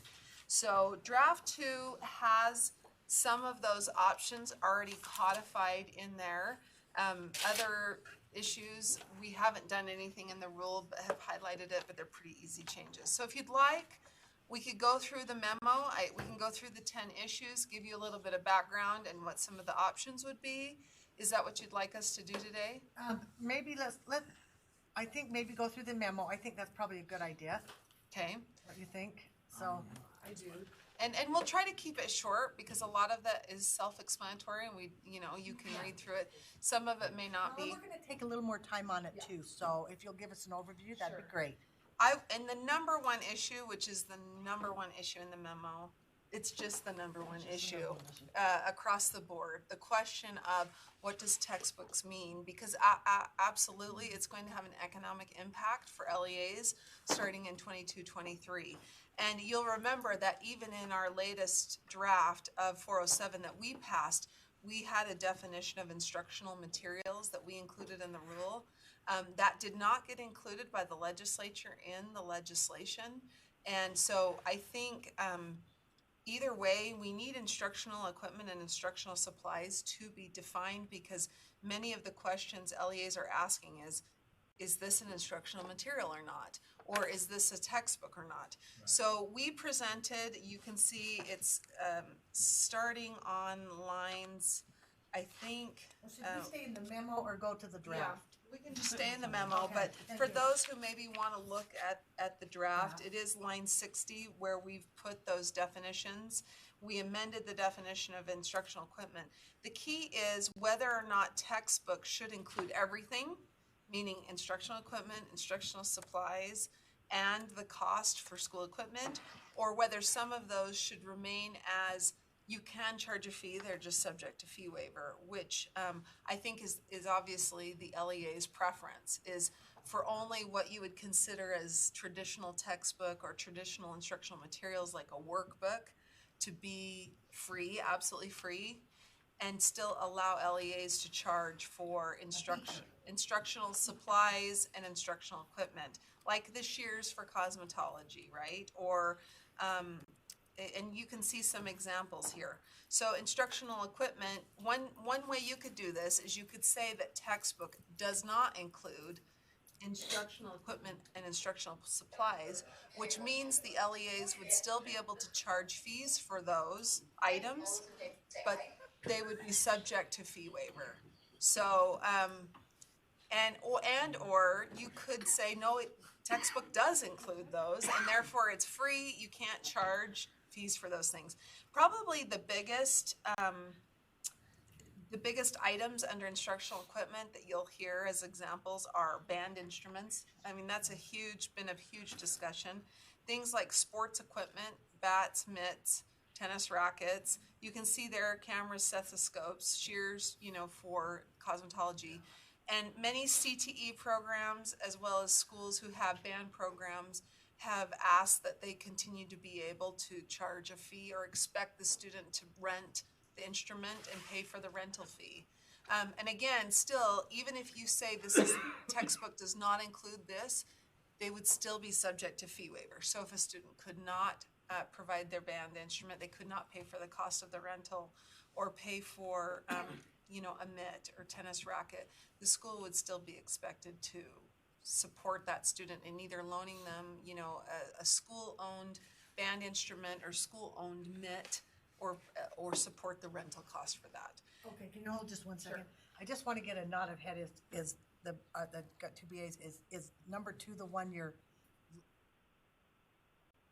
better? It's more. Oh, you can just say yes or no. It's more clear. Okay. All right. Okay. So our goal was twofold, was to be very clear about what an piece of instructional equipment or instructional supply was, and that's why we provided all of those examples, and then to propose to you all to just be very clear about whether it's included as a textbook or not. Hands down, the feedback we've been receiving from LEAs is that they prefer option B. So Still, these are all fee waiverable, so it isn't going to preclude a child who doesn't have the money. From participating. Okay. There are some items in there that I think are problematic. Okay. Get items like pencils, brushes, and things like that, that once they're used and they're consumed, they're not kept like a baseball mark. I think that those may need to be addressed under that. you believe maybe they should be included as a textbook and absolutely free for everyone. Yeah, because there's some of those things that I can see.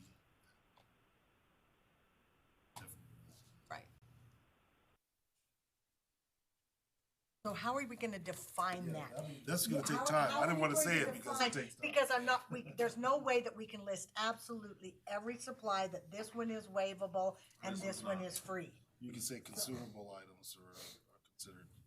And in some ways, that is what instructional supplies is meant to be. So one thing you could do is an option C, which would be to say that textbook does not include instructional equipment, but it does include instructional supplies. The impact of that would mean that LEAs would be required to not only cover 100% of the cost of what we would think of as a traditional textbook, but also to 100% cover the costs of supplies. So that is an option C that we could draft it that way very easily. And then the other items,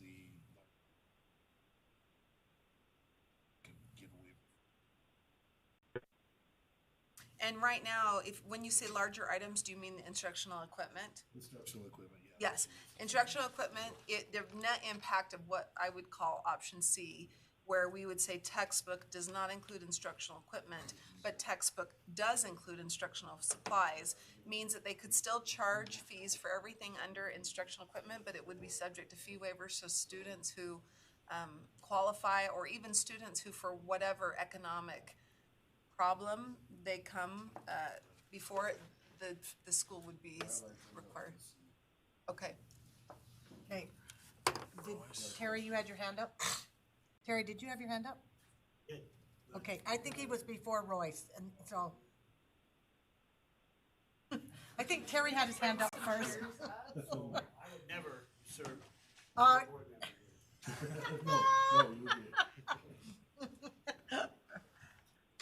And then Royce, you can come up after. do you care if you stand, Terry? Bring a chair over. You can bring another chair if you want. Bring another chair and people can use it, so. Okay. Actually, I'm Terry Shoemaker with the Utah School Board Association, Utah School Superintendents Association. Every piece of this conversation is critically important. So one of the things that you started off with was, we may not decide anything, but we might just listen today. There might be some wisdom to that, okay? 'Cause I think you're gonna hear potentially some different thoughts and ideas.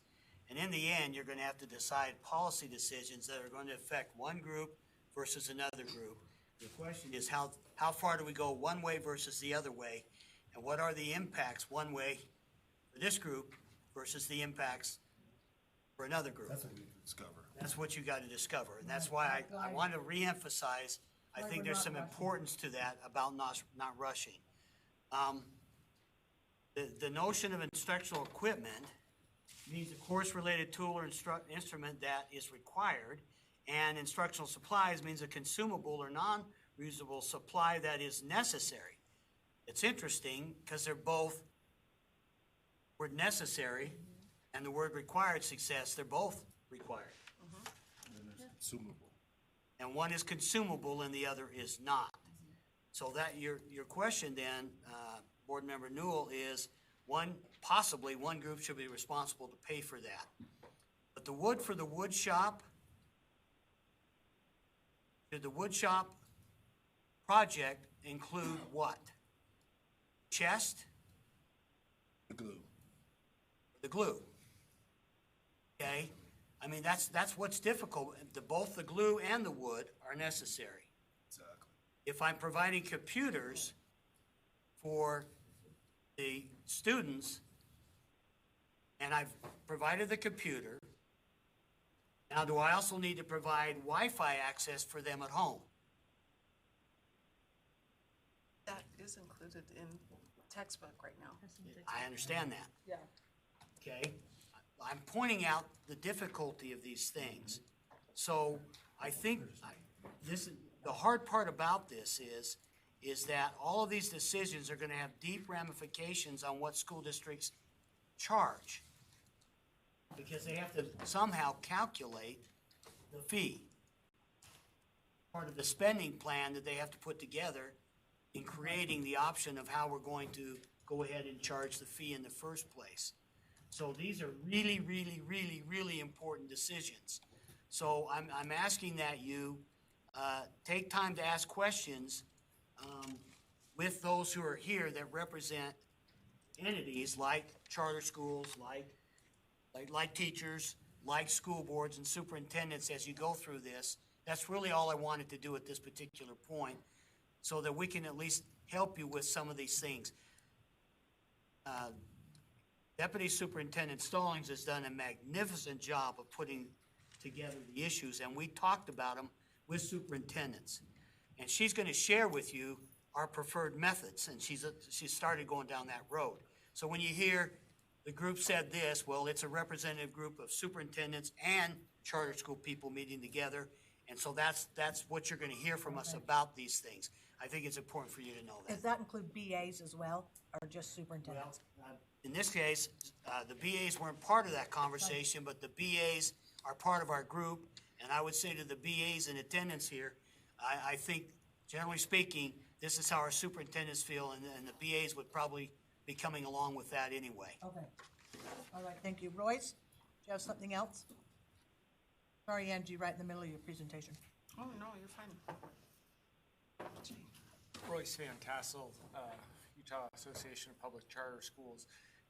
And again, just because nuance here matters so much, I think it's important to note that if we try and simply say consumable versus non-consumable is a dividing line, we have to think about the concept of student supplies, which are typically also consumable and not, and there is an expectation that folks have to provide those on their own.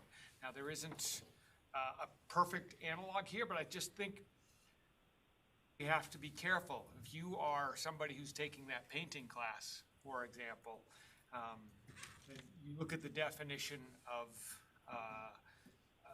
student supplies, it's not hard to see how the people in that painting class would also probably be regarding these things in the same way that they might regard student supplies.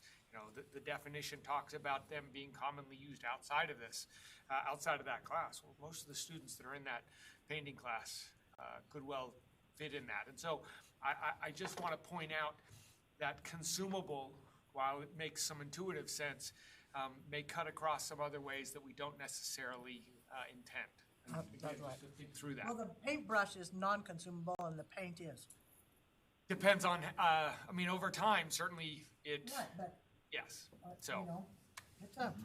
Yeah, these are the canvas difficult. For sure is consumable.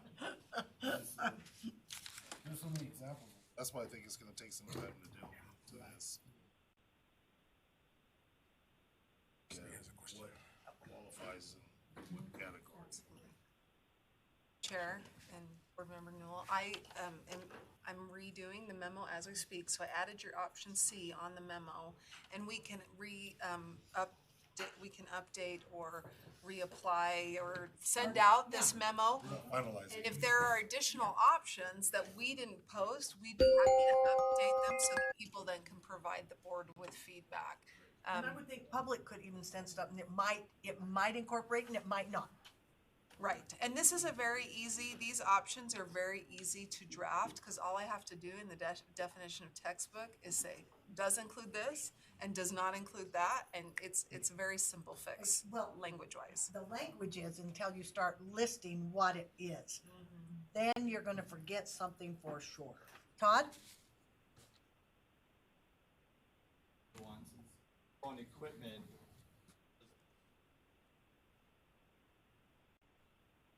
a lot of our CTE courses, they'll buy equipment.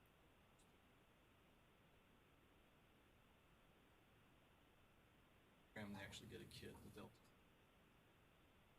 theirs when they leave, or if the district bought it, does it stay with the class?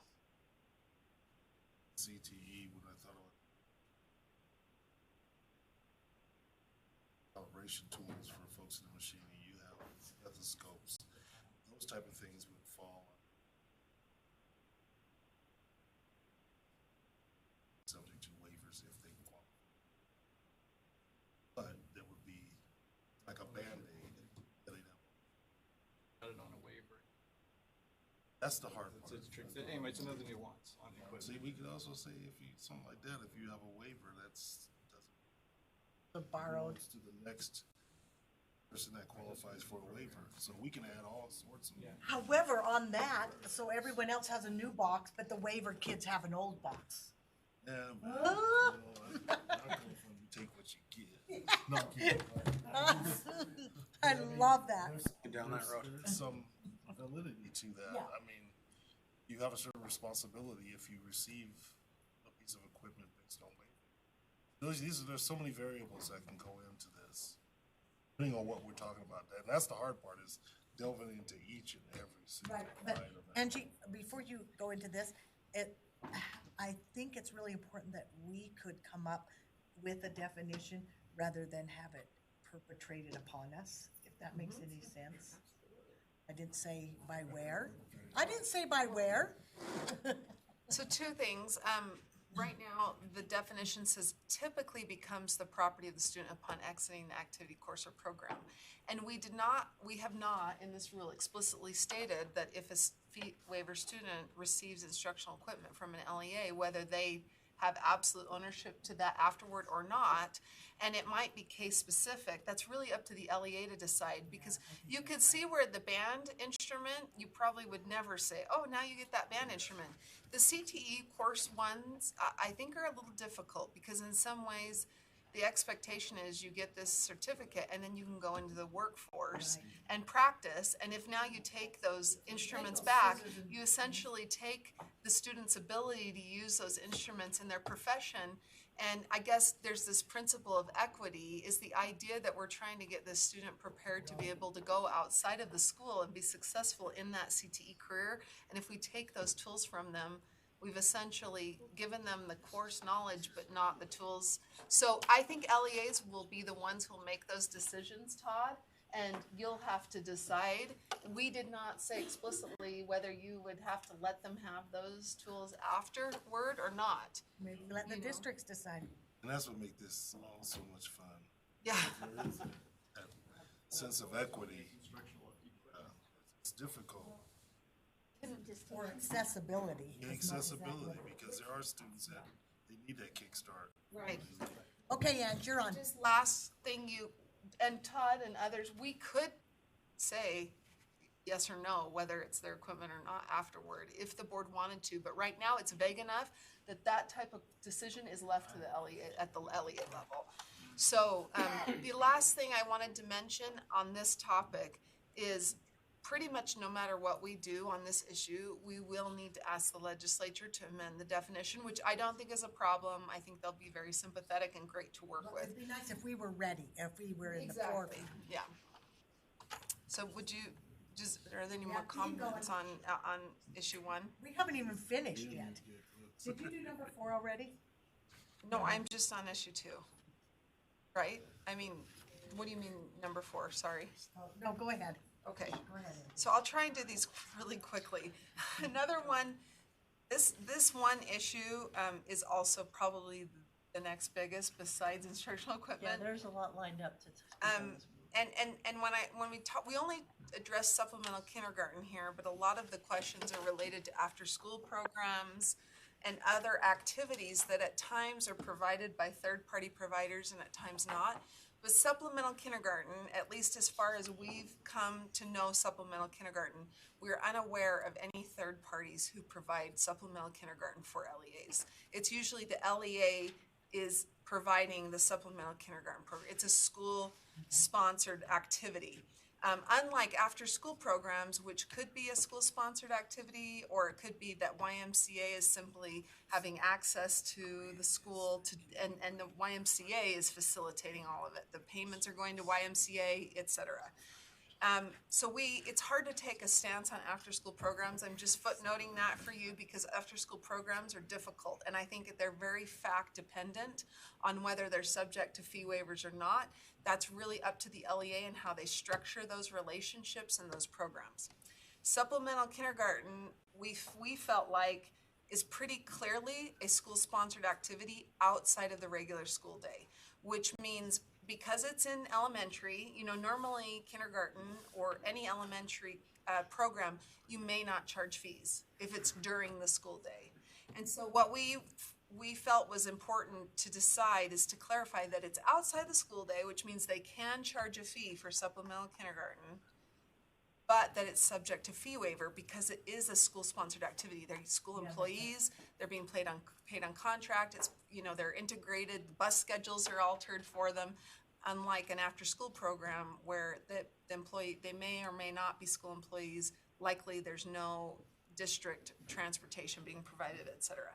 So just for clarity there you though, go. the supplemental is only for those who aren't receiving the funding for the supplemental.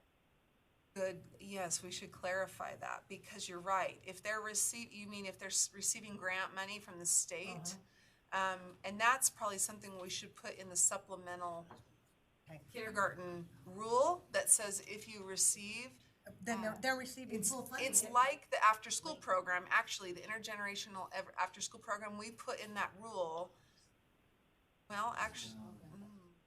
Oh, I guess it wouldn't, I guess the term is wrong. It's not really supplemental, it's a full-day kindergarten. Some of them are doing full-day kindergarten, and some of them do receive state money for it, and some don't. I guess. But if they do, they can't say that this is a supplemental and charge a fee if they're getting full funding. That's just something. Actually, I think they could, actually. Right, that's what we're saying with the after-school programs. When we're giving the LEAs grants for after-school programs, we're still saying they can charge fees. They're just subject to fee waiver. But if you have a kindergartner in this school here, it's a full-day kindergarten, that they can't charge for the second half because they supply full-day kindergarten. That's what their program is. That's what their school is. It would be my question. If this school over here half day. Thing we should look into, because some districts and charters probably just provide full-day kindergarten. They've just decided to fund it on their own. They don't charge fees for it, et cetera. But I think what you're talking about are the programs where they do call it supplemental or extended day. And I don't know how many of those that are receiving grants from the state are still also charging fees. So that would be something interesting to find out. I think we were thinking more about the supplemental kindergarten programs where districts are currently charging fees. And I don't know if they're receiving other state money for that or not. So that's a great question for us to look at. Thank you. Okay. Do you want me to keep going, or did you want any feedback from the? Yeah, Carol. Whatever you do, well, should I come up there? Yeah, come up and sit down, Miss Carol. Carol Lear, board member. I think whatever you do, you've got to define it, Angie, because there are so many variations on, to just say supplemental kindergarten doesn't begin to even touch it. There are so many variations on it, and you've got to talk about. The second thing that I think you ought to explore with the assistant AGs, I cannot see, and I don't like this, it breaks the bank, but I cannot see how it's not unconstitutional to have a program that is admittedly integrated, part of the elementary school program, and we're gonna charge fee, and it happens during arguably what's the regular school day, because now we have extended day kindergarten. How is it not unconstitutional? I think I don't know if that was a question for me or. No, it's more rhetorical. You're right. She threw it out in the world. I think we could maybe ask our AAGs to research that. All I would say is, I think you make a very good argument, and there's another argument on the other side that just says, because the state officially only funds and expects a half-day kindergarten, that we are testing the waters, right? We're trying to say that we have the authority to somehow define what is outside of the school day. And if I were advising a district or a charter that wanted to charge fees for supplemental kindergarten, and maybe I'm less risk adverse, and I'm more of a risk taker, I might say, sure, let's go ahead and try and charge fees, but let's make them subject to fee waiver. You might get challenged on that. I think that's your point. And my point is, I want to do the right thing. I don't want to not be challenged. I'm a great risk taker by most people's accounts. So but I don't like doing things that I can see are unconstitutional just because I don't think people have the wherewithal to sue. And so I would like to explore that, because there are ways it can be done. And again, I'm so sympathetic. I think we should have kindergarten. I think we should have all-day kindergarten. But the point is, when you say it's the state only funds half-day kindergarten, it doesn't anymore. It gives funds for extended day kindergarten. So arguably, it has become part of the elementary school program. So I just think we need to, I'm not going to beat up everybody today. I have such mixed feelings about it myself, but I just think we need a definition. I think we ought to explore the constitutionality of it. Brian wrote that down. And then have that be something that everybody follows the same rules. Because right now, it's some of what you say and some of what I say. Well, let's just see how long we can get away with it. Well, it's not the right thing to do. And Chair, just last thing I would say, probably, I think what Board Member Lear is saying is, if you are receiving funds for supplemental kindergarten, which all of our LEAs don't, but if you are, probably what you stated, I think would go in line with what Board Member Lear stated. If you're getting supplemental funding, you are essentially getting funding for the whole day, so you shouldn't be charging fees. And so that's where we could define supplemental kindergarten as supplemental kindergarten that's conducted outside of the regular school day and where the LEA has not receiving funds under that other program. So, yeah, I think that's a good recommendation. We can go on to, even though you haven't done B, I think we've got the idea what B would be. We can go on to 3. 3, we've just had a number of LEAs ask if they could amend their fee schedules after April 1. As you remember, the rule explicitly requires LEAs to now have their fee schedules adopted and approved by their local boards, their charter or school district boards, by April 1. And So the question is to explicitly allow them to do that, and you can see the language on, I think it's about 308 to 310, that says they can do that as long as they go through the same process, meaning they have 2 public comment period opportunities, they notice the fact that they're going to be republishing their fee schedules, et cetera. Why is A your preferred staff recommendation? You know, the reason we felt like it was just then up to local control to determine when the fee schedules could be approved, and let me tell you why. If the program, I was trying to find the difference. So B is if the program hasn't been, oh yeah, I like A too. Yeah, because we, at first, we were thinking option B, but then especially for year-round programs where maybe something comes up in December, January, or February as an opportunity, we wouldn't want them to now essentially not be able to do that. Anytime something changes, you know, I like But to the get 'em- LEA, and we had this conversation with the district and charter representatives this week, that doesn't mean an LEA couldn't choose C themselves, where they essentially say, we're gonna have our dinner, or B themselves. But here at the board level, A gives the most local control and them to set, you know, alternatives or exceptions.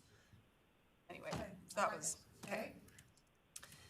4, whether LEA should have the authority to establish a reasonable maximum number of activities, courses, or programs covered under the annual aggregate maximum amount per student. Okay, now what I'm trying to say by this, hopefully that wasn't a huge mouthful.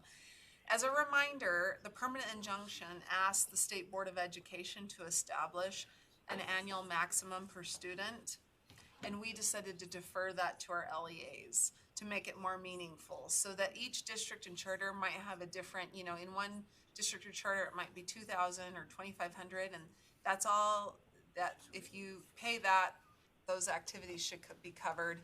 Another might have 7. We've had a lot of requests from LEAs that say, what if we have a very overactive and involved student that now is like 9 or 10 activities, including 5 trips, and we're maybe only charging $3,000, but they're amassing essentially $15,000 to $20,000 worth of debt for the district. So many have asked us, can we set a limit on the number of activities, courses, or programs? And usually it's trips. Like it's the cost of like the trip to San Diego or wherever that they're concerned about. And so we threw this out as an option.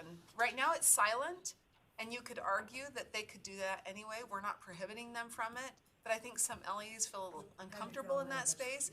And I also think that based on my overall impression of the permanent injunction and the task force, was that it be a true out-of-pocket maximum, and then families wouldn't be paying anything over and beyond that, which is essentially option B. So this is not, we don't have a staff recommendation. This is a tough one, and even our LEA, our district superintendents and charter reps, said it's a hard one. So it is a hard one, because then I'm not even gonna go there. It's just a hard one. It's difficult because you can set a threshold. But then those families who really want to do it. After you've reached that threshold.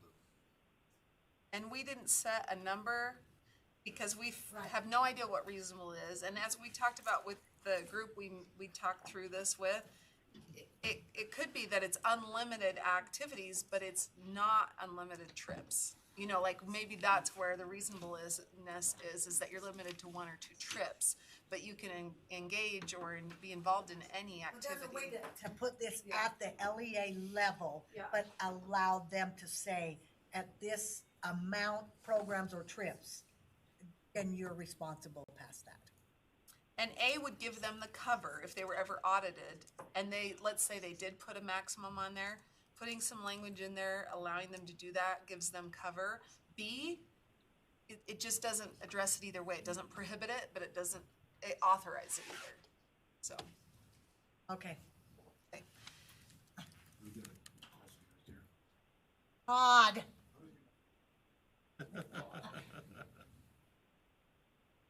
Our school district, we have a number of very exceptional and everything. Just in your school district? I can only speak for my school district right now. And so we were contemplating a tiered max. So if you're involved in 2 activities, here's and it tiers up so that a family who wants to engage their students in that many activities at least knows what their max will be. I think that was part of the intent, is you kind of know what you're in for. So Have you discussed that with other BAs? That maybe have the same issue? I haven't yet. Okay. We're just trying to figure it out in our world, because we have students that engage in multiple activities. And so anyway, Do you even have a way to tier the one that does 10 things? we would step it up until we got to what was reasonable. And again, I think that's the intent, so that the family knows what they're in for, and that there is a reasonable. I don't know if that fits under B, but that if you thought so, then I like B. But if, here's Well, another. A absolutely would cover you to do would that. absolutely. A feels like there's and.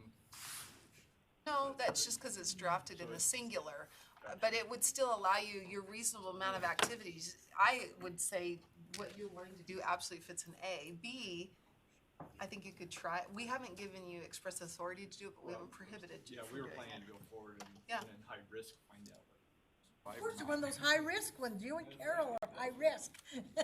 But Todd, I have another question for you. This tiering, so if you tier and you have a student who waives all the way up to 10 things, you're also ready to pay that We would difference? have to anyway, we would anticipate that anyway. Well, you wouldn't if you said after this max, you are in charge to pay. I think in our community, the cutting someone off and saying you will not have educational opportunity after this point will be. In your area. I'm just talking for Park City right now.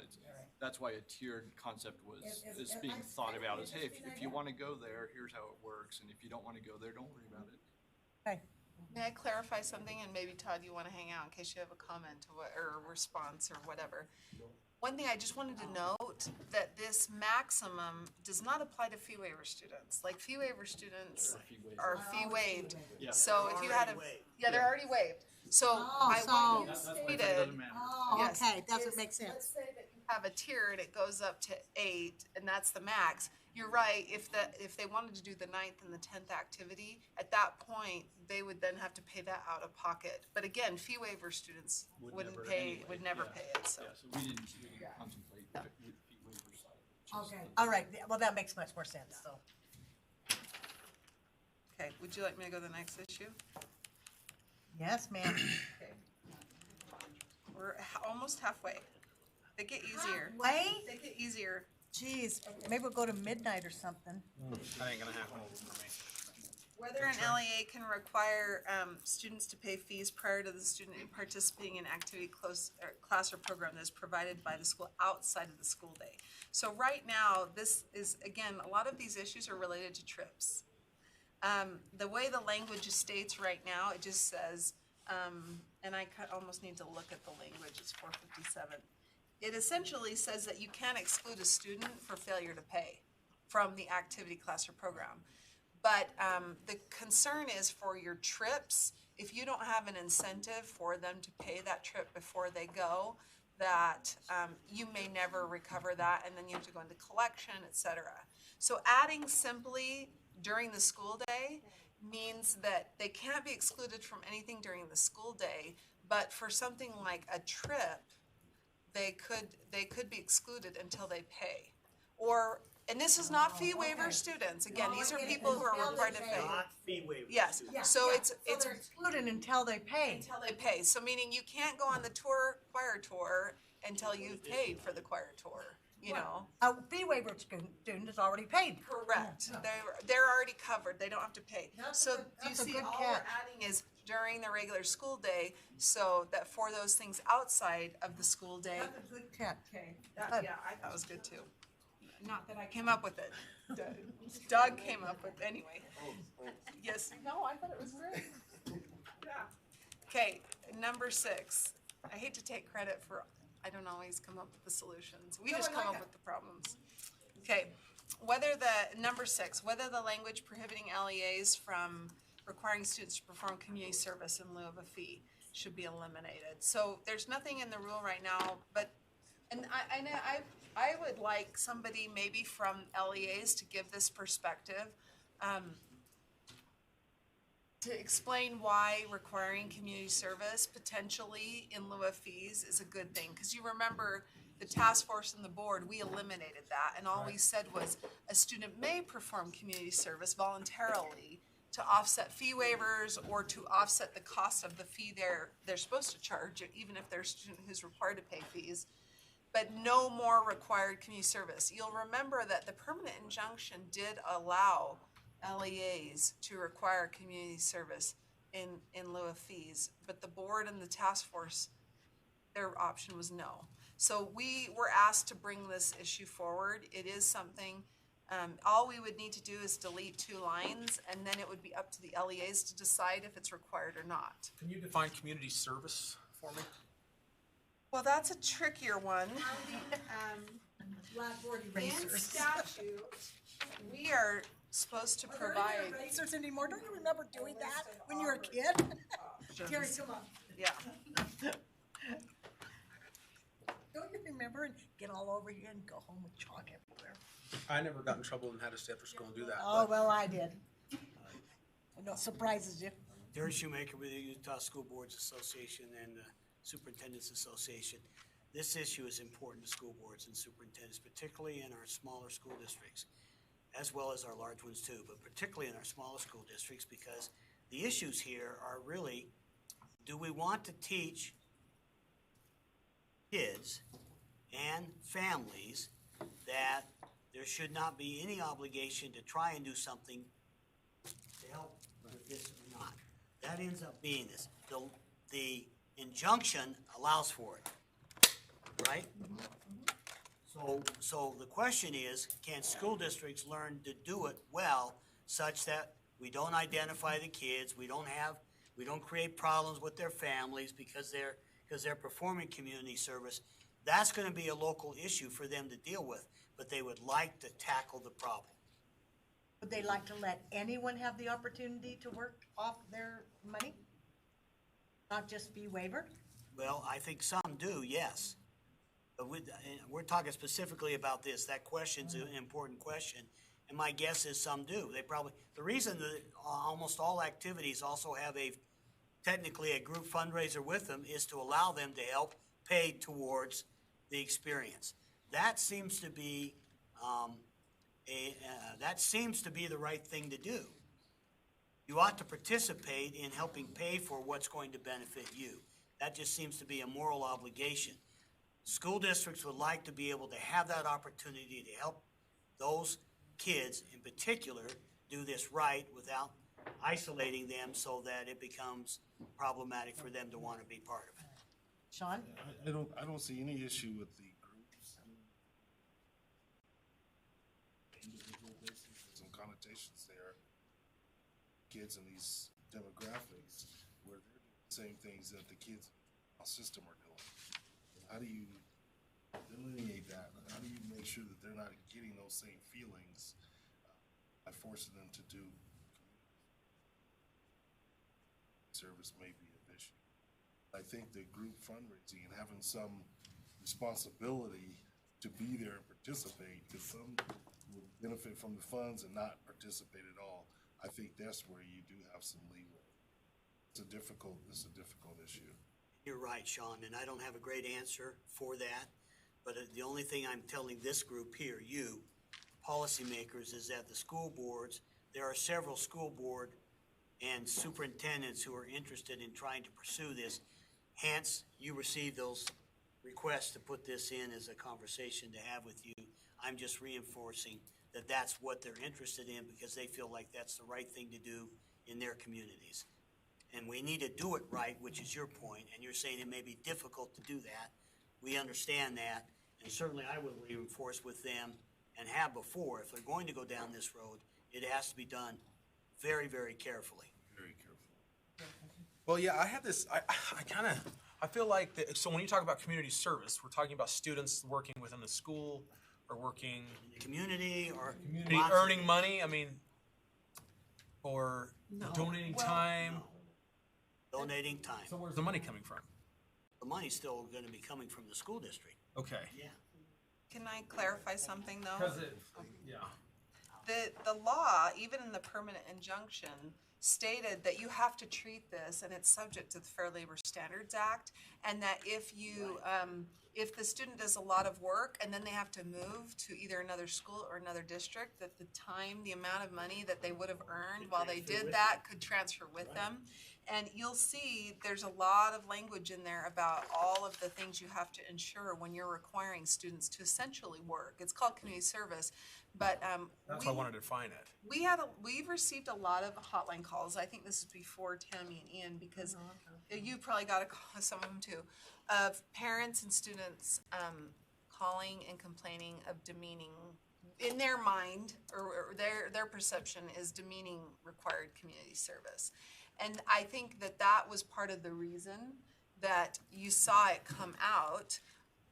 I'll just state that the other thing that was discussed is the fact that why are we only expecting low-income students to do community service when oftentimes the middle and the high income also need those opportunities, hence the group fundraising, right? But I think LEAs have just asked that they still have the authority and that they'll determine at their level how to manage that. Is that correct? That's really it. With the cautions, I think, Board Member Newell, and I'm certainly agreeing with him, have to be in place if they're gonna go down that road. It can become very problematic. Yep. I guess I just see this as a different way because I don't look at it as demeaning if I have to go out and do some community service to get something that's being provided for me. It's like, hey, I went and earned this because I don't see that as demeaning. I think it's like honorable. It's empowering. Hey, I went out there, busted my butt because I don't care what my rich neighbor does, like myself. I mean, yeah, I'm sure I would love to not have to do anything because I had rich parents. But if it sets you apart, then it's then it's. That sets me apart as a good worker that's going to pay my own way. That's the way I look at it. It would be nice if we all looked at it. Yes, it would be. Really, Yeah. because I look at it the same way you do. But He'd send his kids out there to work even if he had the money. Yeah. I send my kids out there anyway. I do, but Right. for some schools, it just doesn't work that way. I understand, but then Family circumstances don't allow it to happen in the way that you and I might do it. They don't see And it the same way. I do see that where the family circumstances may not allow that to happen. I just don't want, hey, I don't have to do anything. Right. That's right. And Do you want to come up? this is going to happen. Thank and you. then Angie, I think after this comment, we'll keep going. You do have 3 more minutes. I'm Doug Larson from Granite Schools and Doug, what's your role function? Director of Policy and Legal Services Thank you, at Doug. Granite. I think it's important actually to separate number 6 that you had up there and number 7 that you had up. For 6, I think most school districts actually don't require kids who are on full labor to do community service. That's not a practice that most districts are engaged in. Where number 7 is a separate issue because requiring to participate in group fundraisers actually impacts not just kids who are on fee waivers, but it also impacts kids who for whatever reason, their parents are wealthy, they've got money, what have you, they feel like they don't have a need to be involved in fundraising with their team or with their organization, that kind of stuff. And so the idea is that the requirement for group fundraising is part of teaching kids about the need to work as a team, to work together. And I'm all about that, Yeah. And that's a different issue though than number 6, right? Where we're talking about individual kids working off their individual fee waiver. Number 7 is about these group fundraisers, and that I think you should maybe consider those things separately. Does that make sense? Because we started to kind of conflate those two questions. Yeah. They were getting conjumbled. Yeah. So the idea being that you can require kids to be in part of a group participation, or required to be part of a group fundraiser, because the way we're looking at it now in the districts, we used to basically say, you're going to pay this much, kids, and then we're going to fundraise all the rest. Right. We can't do that anymore. So now we're saying it's going to cost this much, and we're going to fundraise like Down to here, crazy. And then go this much.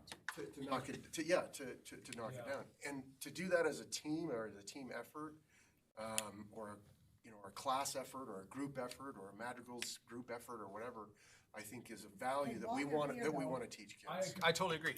I agree 100%. Going on to this next one, Terry, stay here, because requiring, because, for example, and I'm not talking about any type of child, I'm talking about all children, may not be able to come on that Saturday morning, they're doing the garbage cleanup and getting paid for it, or Right. they're doing their garage sale. They may have work, they may have to tend for their parents who are working. So what, if we require this, now what happens to this child? So, between option A and B, currently, B is essentially what our current language is, which says that we cannot, an LEA may not deny a student membership in or participation on a team or group or in an activity based on the student's non-participation in a fundraiser. My interpretation of what is currently on 510, it says may allowed for group fundraisers. I think that was always meant to be may allow for essentially required group fundraisers. But then you remember the next two lines softens that up and says, however, if the student has to work or whatever, you can't deny them. But you don't know. Right. And I think that's a training, sorry, Doug Larson again, I think that's a training issue for LEAs. We've got to train our coaches and our teachers that they've got to give multiple opportunities for kids and that kind of thing. I would think that most of them would understand that, hey, I understand what's going on here, but Yeah, that's we'll what you find hope. a way. Because I've been a varsity coach. I was for many years. I would go out of my way to oh, absolutely. Almost in any Well, circumstance. it doesn't matter if they're come from a family of wealth or a Exactly. family without wealth. Because you want them there. You They want might them not be able to participating. come there Saturday morning. Right. And I'm like, I as a coach, I know these guys, the coaches I work with, every one of them are like, hey, there's circumstances that we'll handle it. So Angie, I guess when you're thinking about this, that's what I don't want to be robbing Peter to pay Paul. Robbing from the rich to pay the poor, okay? I do want to rob Peter to pay Paul. But my point is, I want you to think about that. I have to do that at my house all the time. Never here. But I want you to think about that because I think all of us would like kids to participate, earn, and grow in that. Yes. When they can't, what is the consequence or the reward or lack of reward for them? So can you think about that? Should that decision be here, though? I don't know. I don't think it should maybe be. shouldn't, I think it but should our be words are going to be district important. schools that make Required that or decision. participation in, I think, because going back to Doug's comment, training is going to be critical. I agree with you totally, but I don't want that decision made here. I want that decision made down But at it's that already level. made. But actually, I would say that if you like that, option A seems like a good middle ground because it does say require group fundraisers, but it still maintains the language that you may not prohibit a student from membership in the activity. It's still there. I think that the clarification and the reason for striking in or participation is this idea of what if you have a wealthy kid who's like, I'm just going to pay, I'm not going to participate in the group fundraiser, and I still want to be on the first string of the football team or the volleyball team. The in or participation allows that coach to then say, I don't like your attitude because you have money, you've decided you're not going to participate with us, and so leadership-wise, I'm not going to make you captain. Attitude and no money. But so there was some question about that in or participation. Okay, I like that Do you then. see? I see what that's saying now. Yeah. So, because I was thinking in participate, so we were thinking about taking out in or participation out. Taking participation out so that they could limit participation by saying, you're still on the team, but you're not going to be a starter anymore because I don't like your attitude, or you know. Which should be at the coach's discretion, Right. completely. Like if they missed an activity, a practice, you would have the ability to do the same thing, right? If all of a sudden. If you're down from school, you do not get to play in the game that night. Yes, right. I like that, just having the language here. I think most of the time we won't have to worry about this language has to be there for that one case. And then that's my question. Yeah. Okay, are we ready to go on to 8? Yeah, I'll try and do the last ones really quickly. 8 is just pretty much technical. There were some questions about whether LEAs even have access to who qualifies for free and reduced lunch or not. A lot of people can self-report that they qualify for a free and reduced lunch, and they could be making $125,000 a year, but they self-report and nobody checks it or verifies it. And so this expectation that somehow they're linked together is not good. Especially because sometimes it's not even the district that verifies the income level for qualifications. So instead, what we changed the language to state that the superintendent would establish those income levels, which our staff plans to still use those income levels as the income levels, but we aren't necessarily tying it, like if Angie's kid qualifies for free and reduced lunch, it doesn't necessarily mean automatically that you qualify for fee waiver, because again, lots of kids qualify that have never had their income verified. That's it. So that was a recommendation we had from, But there are already, are they federal guidelines that? yeah, that will follow. There's published federal guidelines to follow. Yeah, there's already guidelines established. So it's just mostly a clarification. There's the verification, that there is actually a verification before you get the fee waiver. That eliminates our risk, doesn't it? And then next, determining whether income verification for fee waiver eligibility should be done at the LEA or school level. We received some feedback actually from a legislator that was interested in potentially opening a bill file to require income verification be done at the district level, not at the school level. But there were some things that I was told about why you might want to keep it at the school level, because many students who qualify for fee waivers, their families aren't likely to ever make it to a district, number one, to get that fee verification. Number two, some families have a comfortable relationship with their principal, but they feel either awkward going to a kind of intimidating district. You know, they're not, it can. Either one? Well, right now it's either one if we do option B. So why? No, I mean option A. If we do option A, which is the current rule, we're not mandating it. But I promised this legislator I'd bring this to you and talk through it in lieu of a bill file being open to require it. So what was their hope out of this? I'll tell you what happened. A principal of a school complained to the legislator and said they're overwhelmed and they don't want to do income verification at the school level. Okay, so A gives either one, district or school. A gives district or school. Yeah, right. It's up to the LEA to determine whether it's done at school level or at the district level. I like A. Okay. Okay. Sean? Yeah. And what I will do is I will converse with the legislator and explain that as we talked about this, I found out some of these instances where families actually feel more comfortable talking to their school principal than going to a district office. So, and then the last one is just a notification, nothing you need to decide today, but we wanted to make you aware that there's a lot of feedback we've received on spend plans, financial accounting and reporting related to school fees, as well as some questions from us, from staff, on how LEAs are either required or not required to report student payments to third parties. So for example, if the LEA is now paying or somehow sending money to Summer Haze Music, for example, for or the student is paying Summer Haze Music, do you report that or not? So there are a couple of working groups, the school fees spend plan work group and the activity-based costing work group, they will be working on these issues, and that we'll probably have to amend the rule. Would that be similar, Angie, to like the choir uniform? If they're paying those people, or You mean because they're like a third party, probably, right, Tammy? Yeah, because the spend plan requires them to include third-party payments. And there's just one line. In the statute. In the statute. So third-party payments will need to be reported, and there's it's gonna be a hard one. I guess if they own. This is the example that's tough, though, is for instrument example.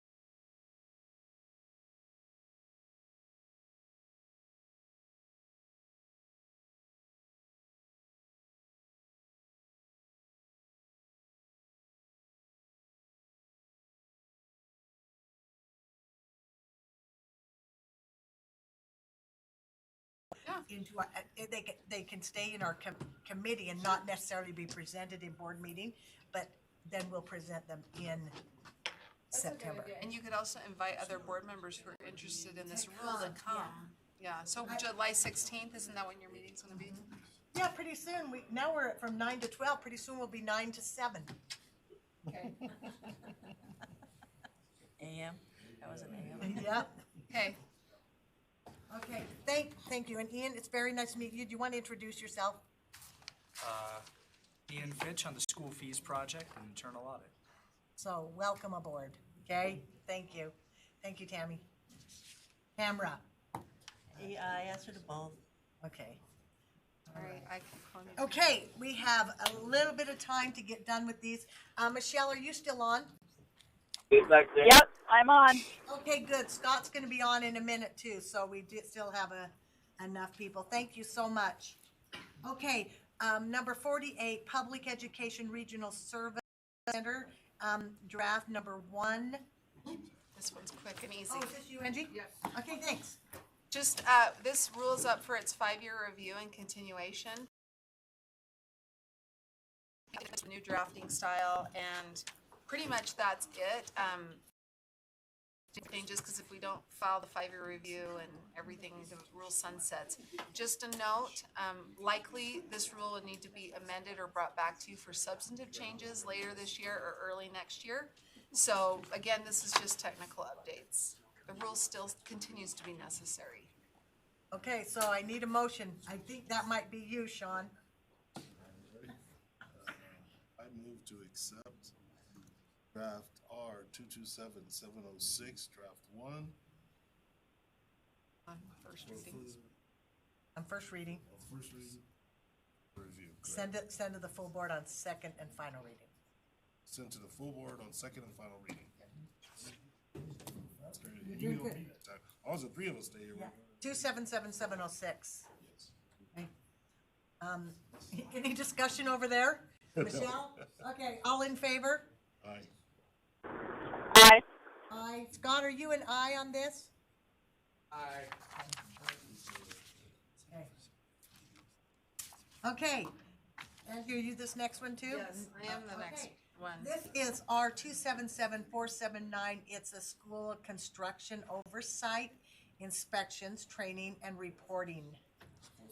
So this one, we are actually simply requesting that you approve the continuation of it and not even amending it at this point. And that is because it's very lengthy, and if we start to go into even the technical amendments, we have to make some substantive changes. It's hard to explain. Sometimes you go from passive voice to active voice. You have to make decisions. So the staff recommendation is to simply continue it at this point, and then we plan to bring it back this fall or winter because we have a new construction person, and we didn't want to overwhelm him since he's so in making changes. So it's just a motion for continuation at this point. Okay. For the rule to be continued. Okay, I accept the motion for the rule to be rule R 277-417 to be continued. On first reading. First reading and addressed at another day. And sent to the board. Oh, we're sending it to the board? Yeah. Second and final reading, yeah. Sent to the board for second and final reading. Okay. All in favor? Aye. Aye. Okay. Angie, I know you're not the next. This one's Scott. I'm both. It is Scott and I. Okay. And Chair, would you also invite Jamie up for this one? No. It has to do with ADN. Okay, this one is 410, R 277927, the Teacher and Student Success Account. This is, there were some changes legislatively, which is going to make some requirements financially and more teachers are going to get this money. So. I think it'd be beneficial if we put it in context, that Jamie puts it in context of why we're here now. What came up, why Okay. we brought this to you. Well, Jamie, you've just been asked to do that, so you're on. Perfect. Jamie Barrett, School Finance Director. After we went and presented this rule to various groups, UASBO, at our finance training, we had several questions come back. One of those was what happens if the LEA does the allocation on prior year ADM individual schools? What happens if during the time of prior year to current year, we have boundary changes? We have schools that have a very significant increase in growth for students. We have different grades offered with charter schools specifically, or if our board's going through and changing the feeder pattern for different schools because a new school has come on. Funding based on prior year ADM doesn't really represent what the current population is for those schools, so we could be over allocating or under allocating a TSSA allocation at the school level.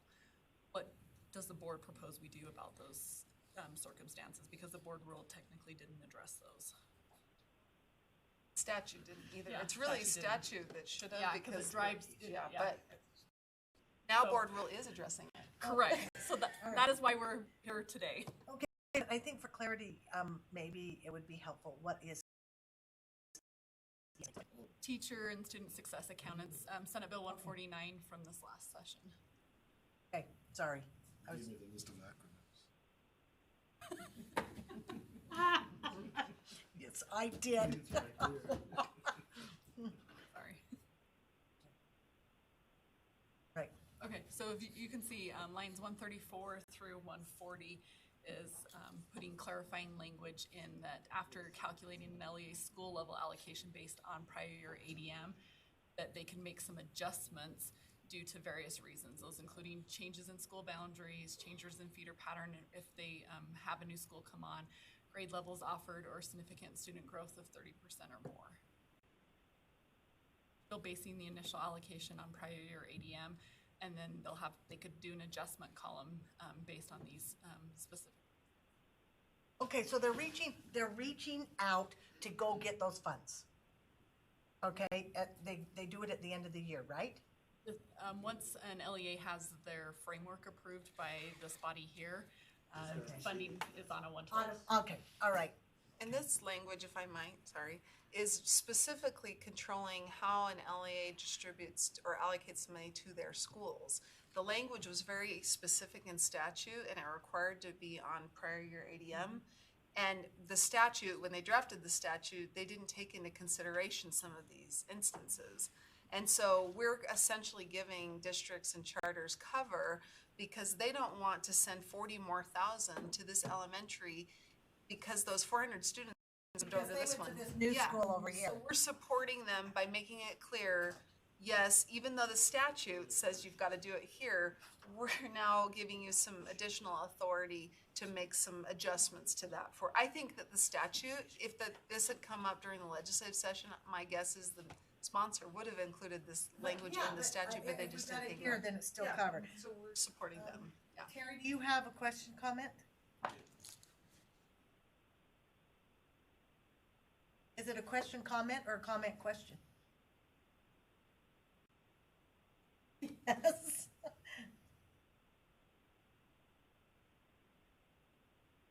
Terry Shoemaker with the School Board Association and Superintendents Association.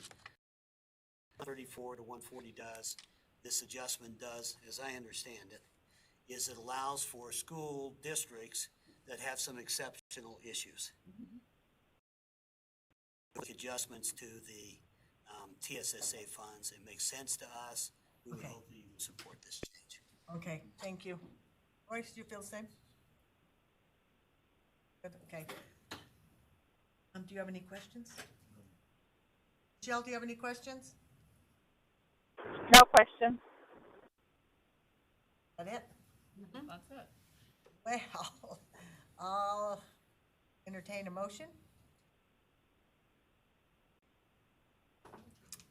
Are we on draft 6? Yes. Waiting on her to do it. Oh, no, yeah, I was just saying the motions right there. That's my turn? No, a chair doesn't make motions. Finance Committee approve. I make a motion to approve.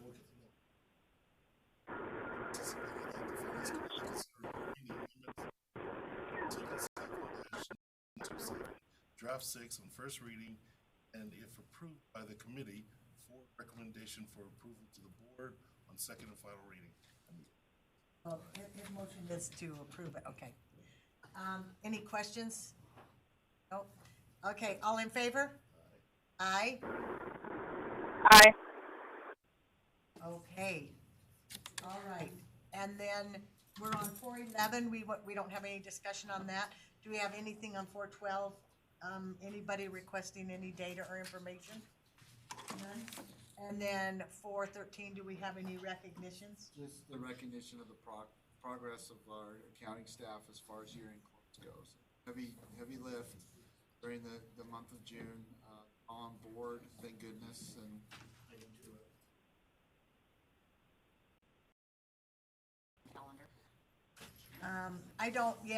yes, we do.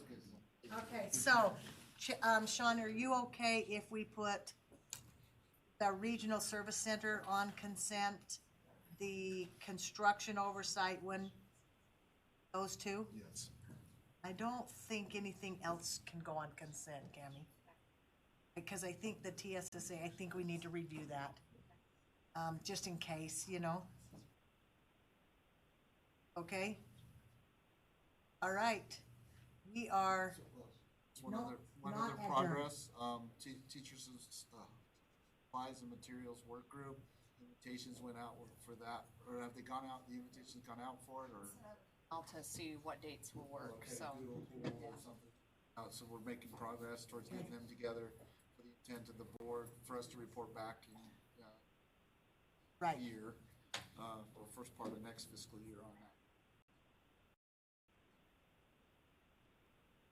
Couple of things we wanted to make sure we included. After the school year ended, so that they could be Okay. in on it, so they'll be an integral part of this particular work group. Really 3 educators, right? Yes. Okay, anybody else? Thank you for coming, Senator, today. So, we're adjourned.